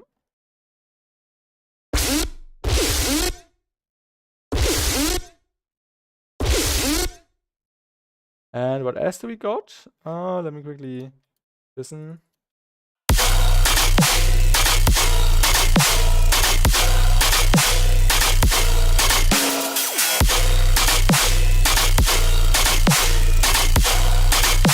Maybe we could use this. Oh no, oh sorry, not this one. We could use some of the effects down here. Look at music, it will be everything I produce, but not go for the artist project. So then I don't have to worry about the genre, because for Luca I wanna go... okay, for a specific sound. Okay, now I got the difference, which I still have to figure out. Okay, now I got it.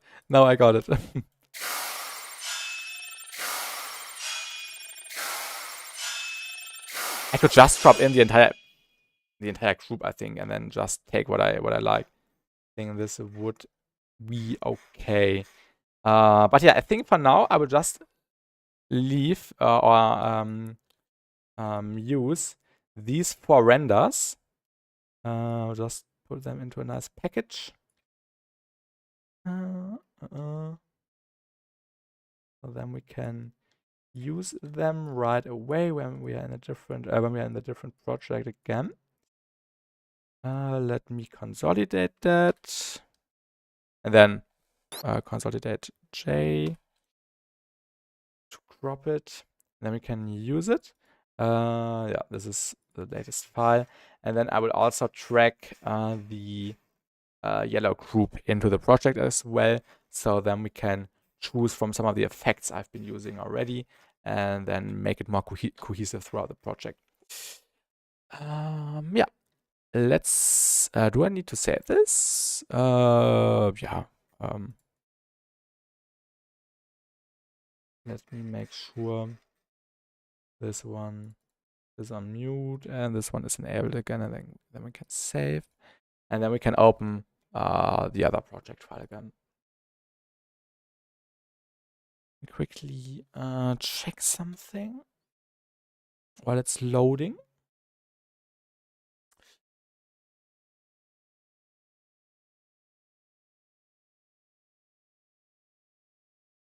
And then we can open the other project again.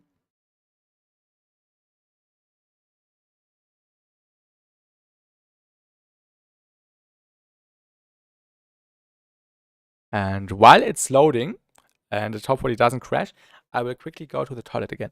I'm producing... Okay, it crashed. It crashed. producing so many things which just don't fit together. Yeah, but it would be too sad to just let them rest on my hard drive. That's true. That's true. Definitely put out stuff. And yeah, if different projects work for you, that's the way definitely to go. Let's really wait until Ableton opens so I can start the loading process, and then I might quickly head to the toilet. Because I've had lots of liquids today, water and Monster. No.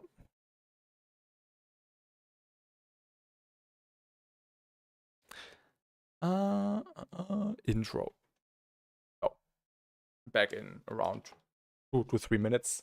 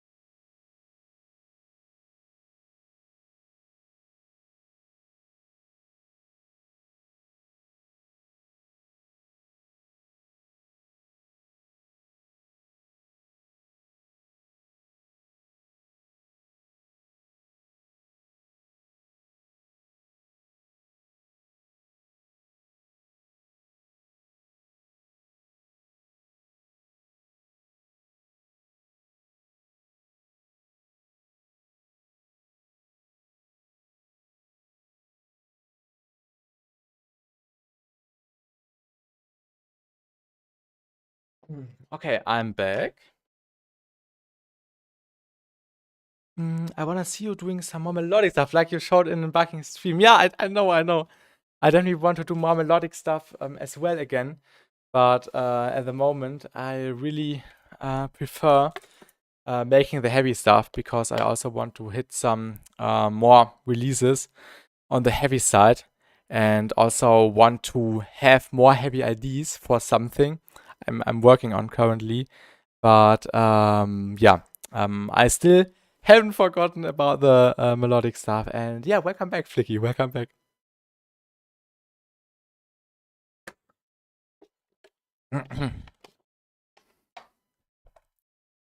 Okay.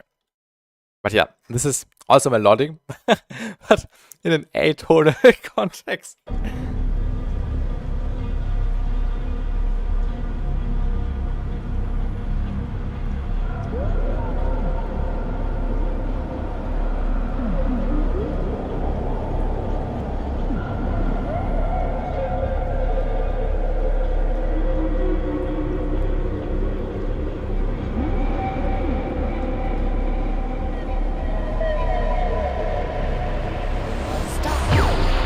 excited for the future. I am also really excited.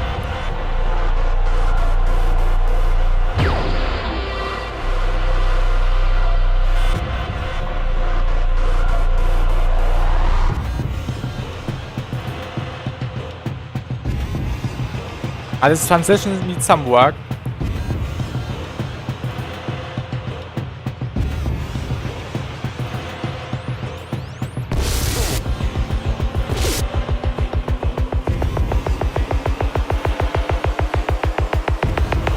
People not, yeah.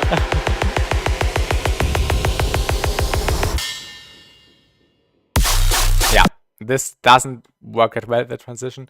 We need to make it blend together in a nicer way.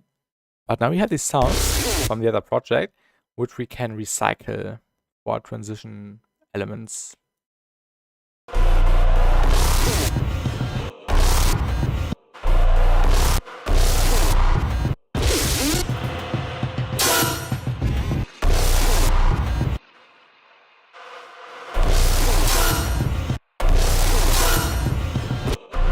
We would have to disable everything here if we wanted to use it.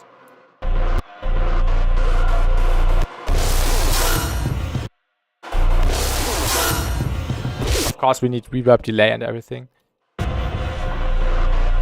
Make it more quiet.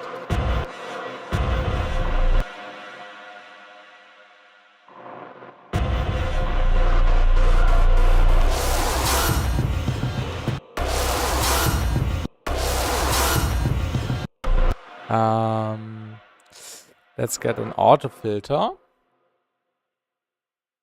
I could also throw this into a quantizer, maybe.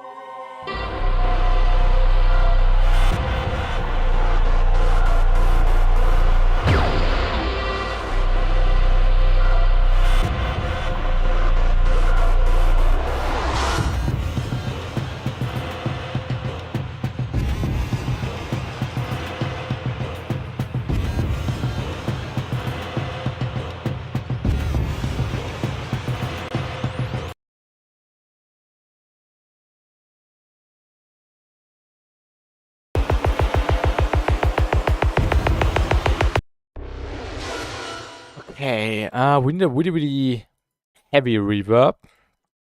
Let's go to medium. Oh, the box standard was great, I think. Yeah. Exactly the reverb I was looking for. Oh! Ah, let's go. This is a nice feeling when it works.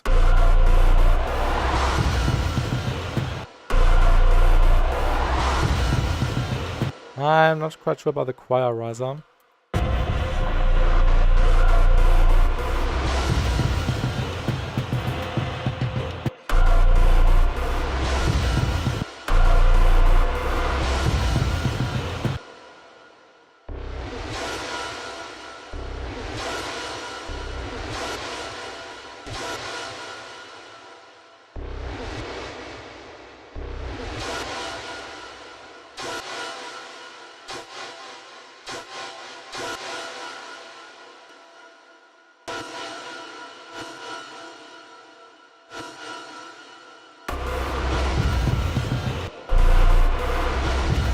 Ah, no, this doesn't work.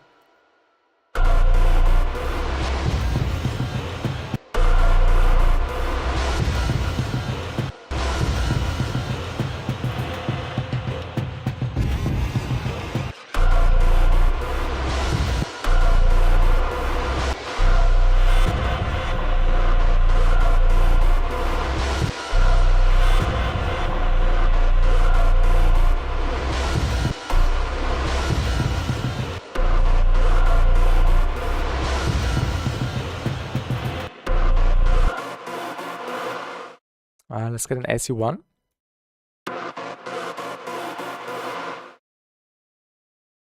Maybe before this EQ. Was there a different EQ as well?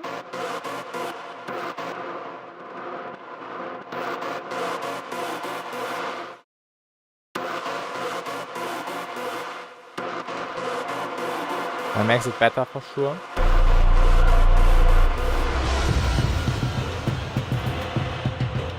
We can also throw the AC1 onto this group with the filler sound.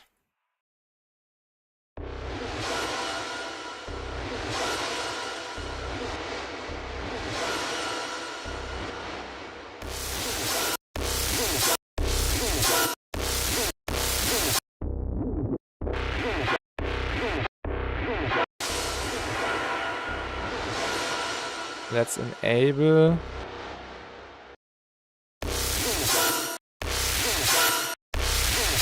this one maybe?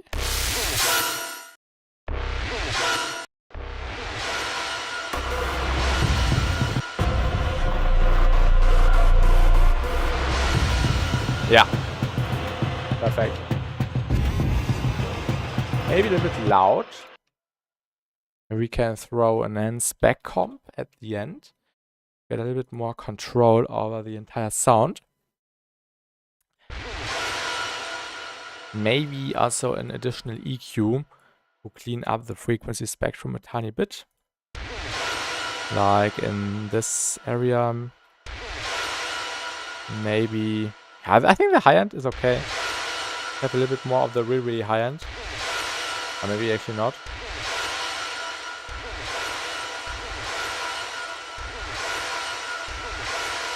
Maybe like this, I don't know.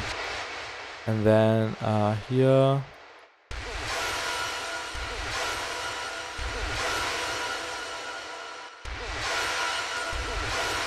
Like this.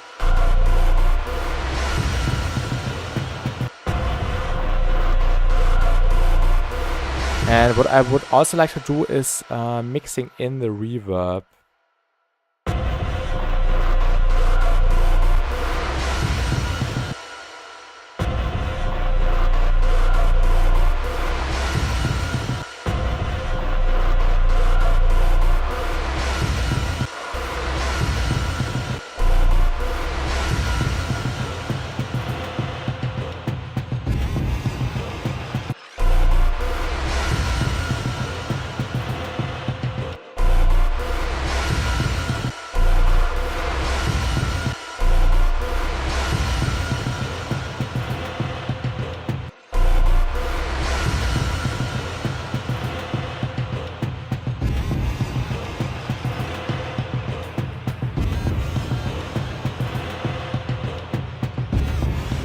I think these glitchy sounds could be a little bit louder. These ones. A little bit more defined.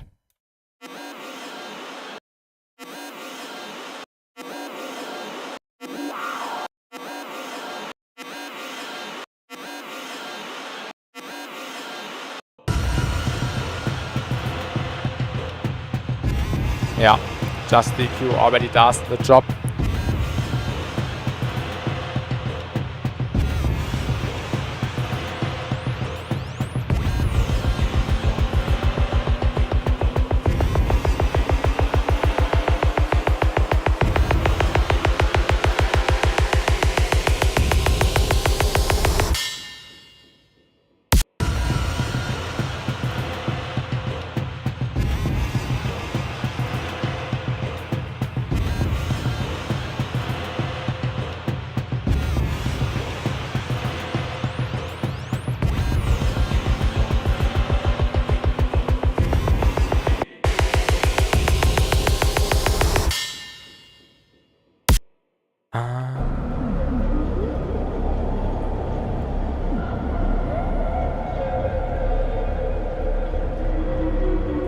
What I also said is to load in. Oh, I love this Atmo. Was to load in the effects from the drop group, so we can steal some stuff which we use in the background to make it feel like it was one element basically. Does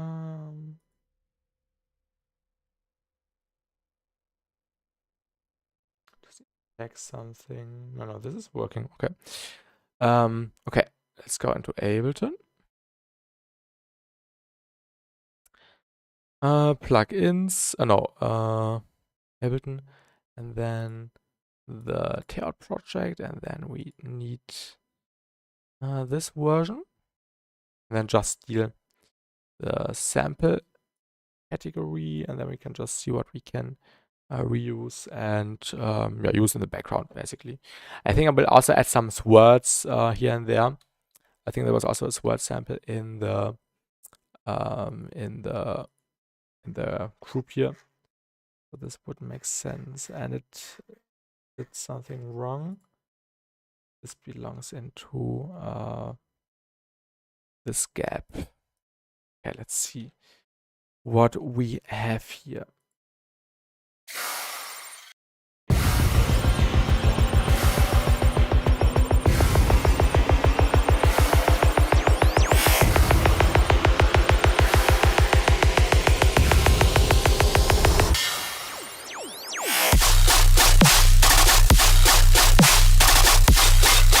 Ja.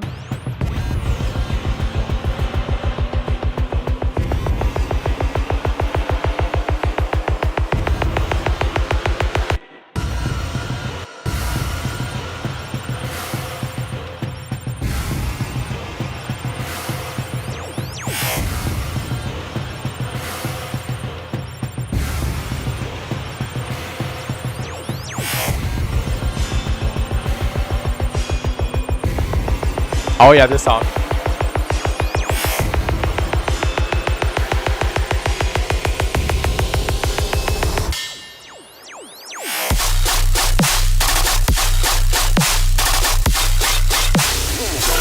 And it would also make more sense if we started with this section and then did this. Let's just try this order.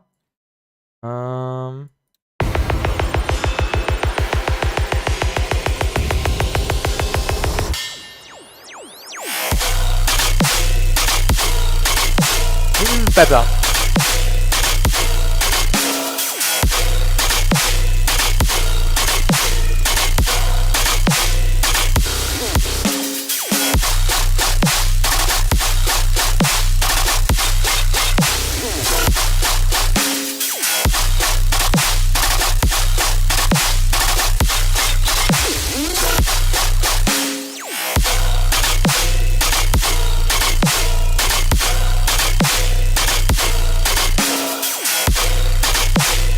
I think this is the way we will do it. This is really, really epic. I like it. I like it. I like it. Oh my god, this will be a banger. Also, this sound. Oh my god. Geil, ja. Danke, Lukas. Danke. This sound is the most important one. This word.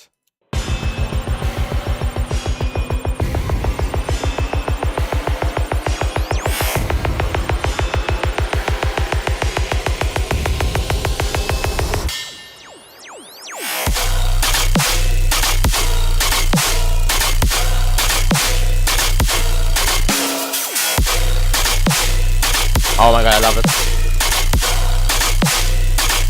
Such a good feeling. Yeah, we don't need this one.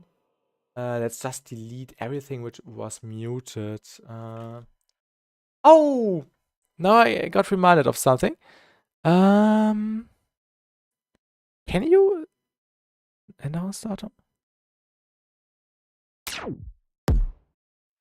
Bust this! Bust this!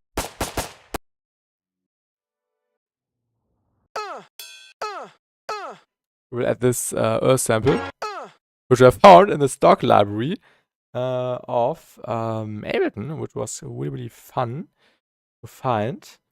What was it, this one? Don't need this one here, maybe here. Actually not, right? Delete this one. What was this one? This was the metallic sound from the vocal sample. Yeah, definitely some more reverb. we can use the Hikari reverb again to blend it in nicely. And then it should work, I think. Which one was it? I think it was in medium. Yeah, the Bog standard.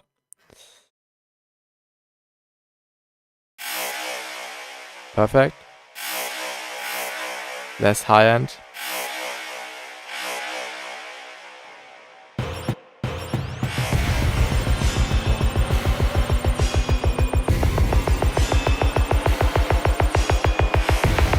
Oh my god.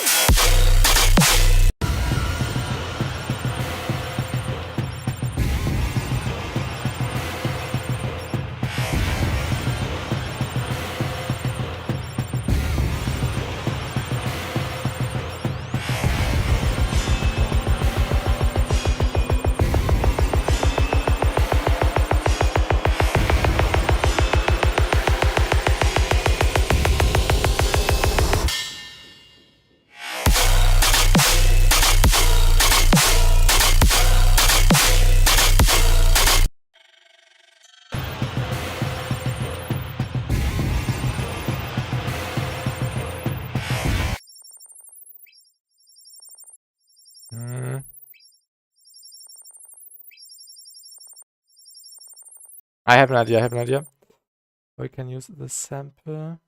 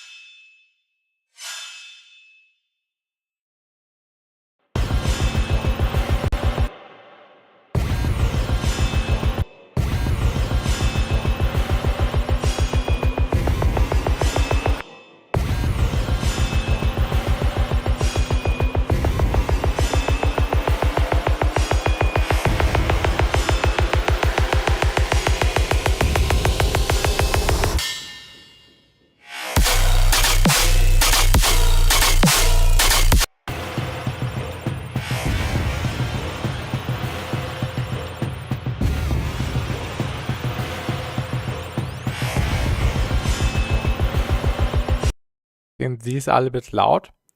We'll reduce the volume a tiny bit in a second.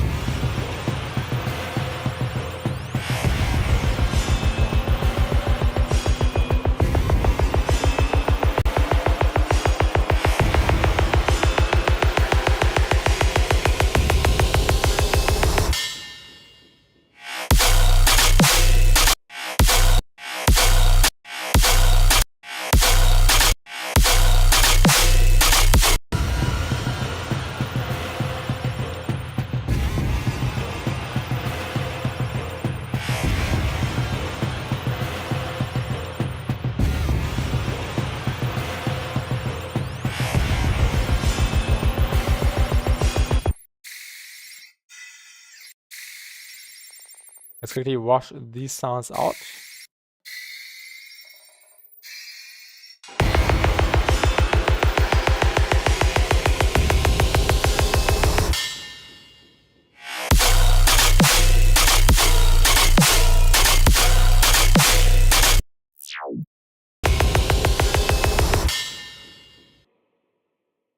This sample has to be included. I've been using this on basically every pre-drop, I think.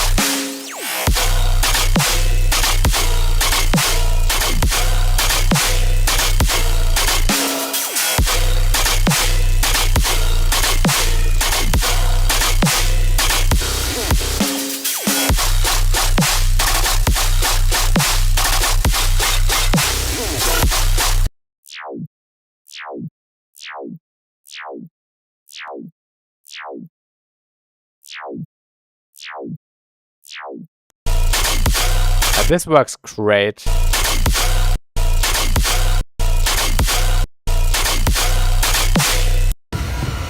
Okay, let's listen to the entire thing. And I think this will also be the end of the stream now, because we've made the section after the intro, so the breakdown, I would call it like that. Then we made the build-up, and yeah, the drop, all the drops are already done. Or yeah, the outline of the drop is done. So let's listen to the entire thing one more time, and then it's actually time to end the stream. I've made everything what I wanted to do today. Everything is achieved, actually more than I expected. I might, in the next stream, we might do 8 more bars before the initial intro. So then when the drop hits, we have like, yeah, 48 bars, so it's even, and it's more dramatic, I think, maybe with a vocal phrase or something. This could be pretty epic. But yeah, let's listen to the progress now.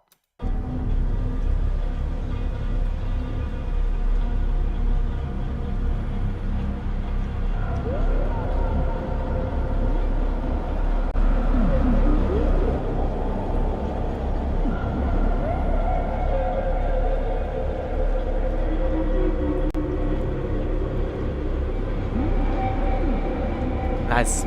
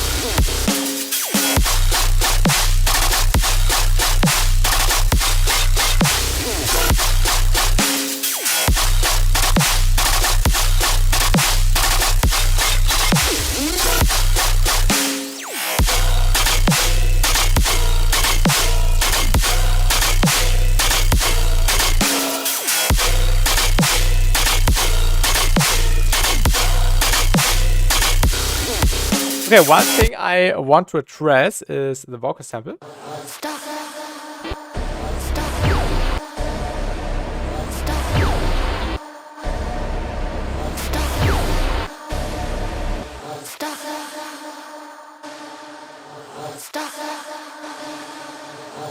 Oh, danke, Lukas. Danke, danke. Maybe on the entire group.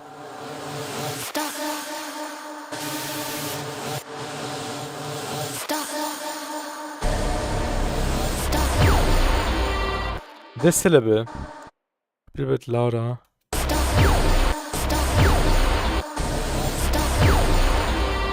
Not the syllable, the S from the stop.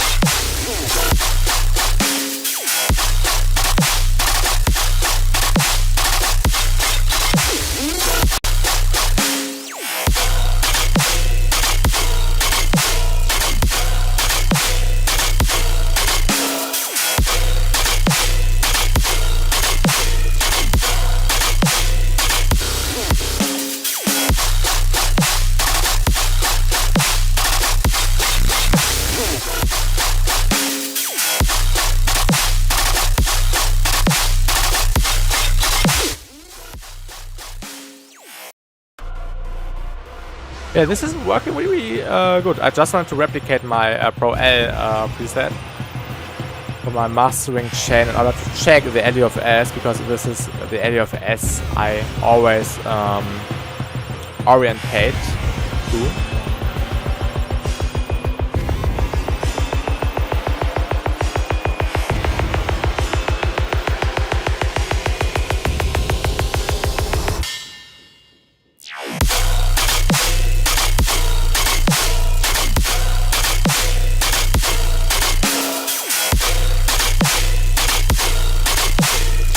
But yeah, -2 LUFS is not bad. I might try to push it more to -1, maybe even 0 later when everything is done. But this already looks pretty promising. I really like how everything is sounding. And yeah, somehow I really would like to incorporate the choir in the build-up. You can try that maybe. Maybe not here.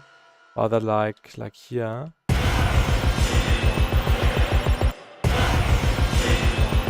But it gets a little bit messy.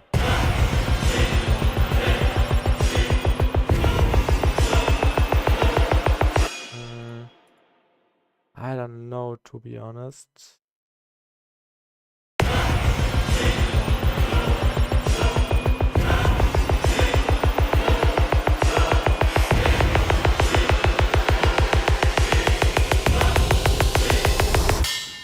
Yeah, definitely needs some processing.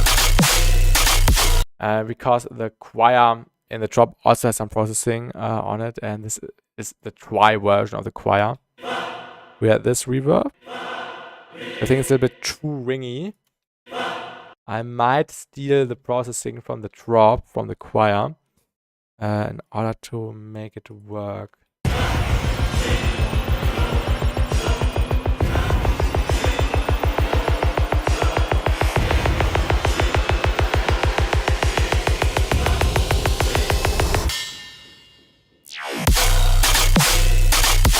Also definitely makes sense to use the choir in the build-up as well to create more tension, maybe with a cool volume, not volume, filter automation.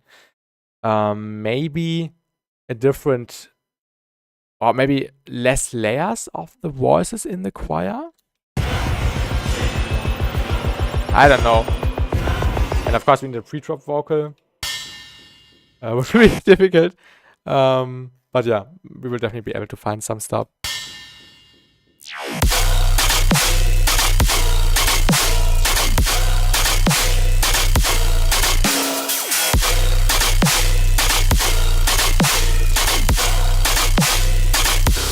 This fill also works nice. Maybe some drum fills. Also, I think I would like to cut out the low end on the reverb. So let's do a quick auto filter at the end with a DJ filter, and then we can just do a quick automation here.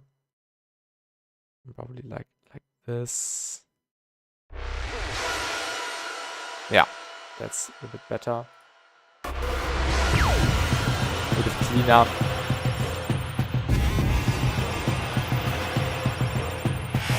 Okay, let's listen to the entire thing one more time. And then we will end the stream.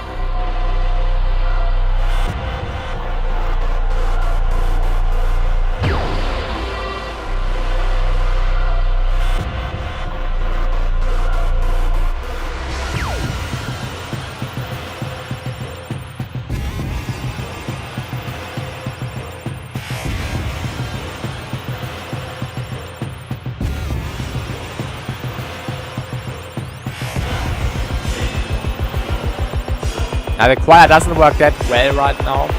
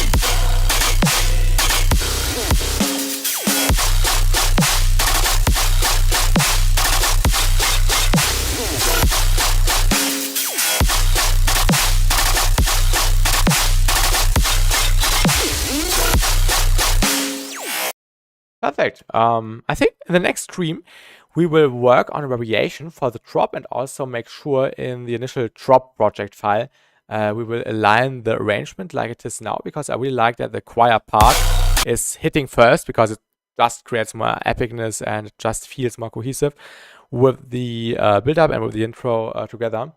And we will also work on 8 more bars before the intro we made today, so the intro is even longer.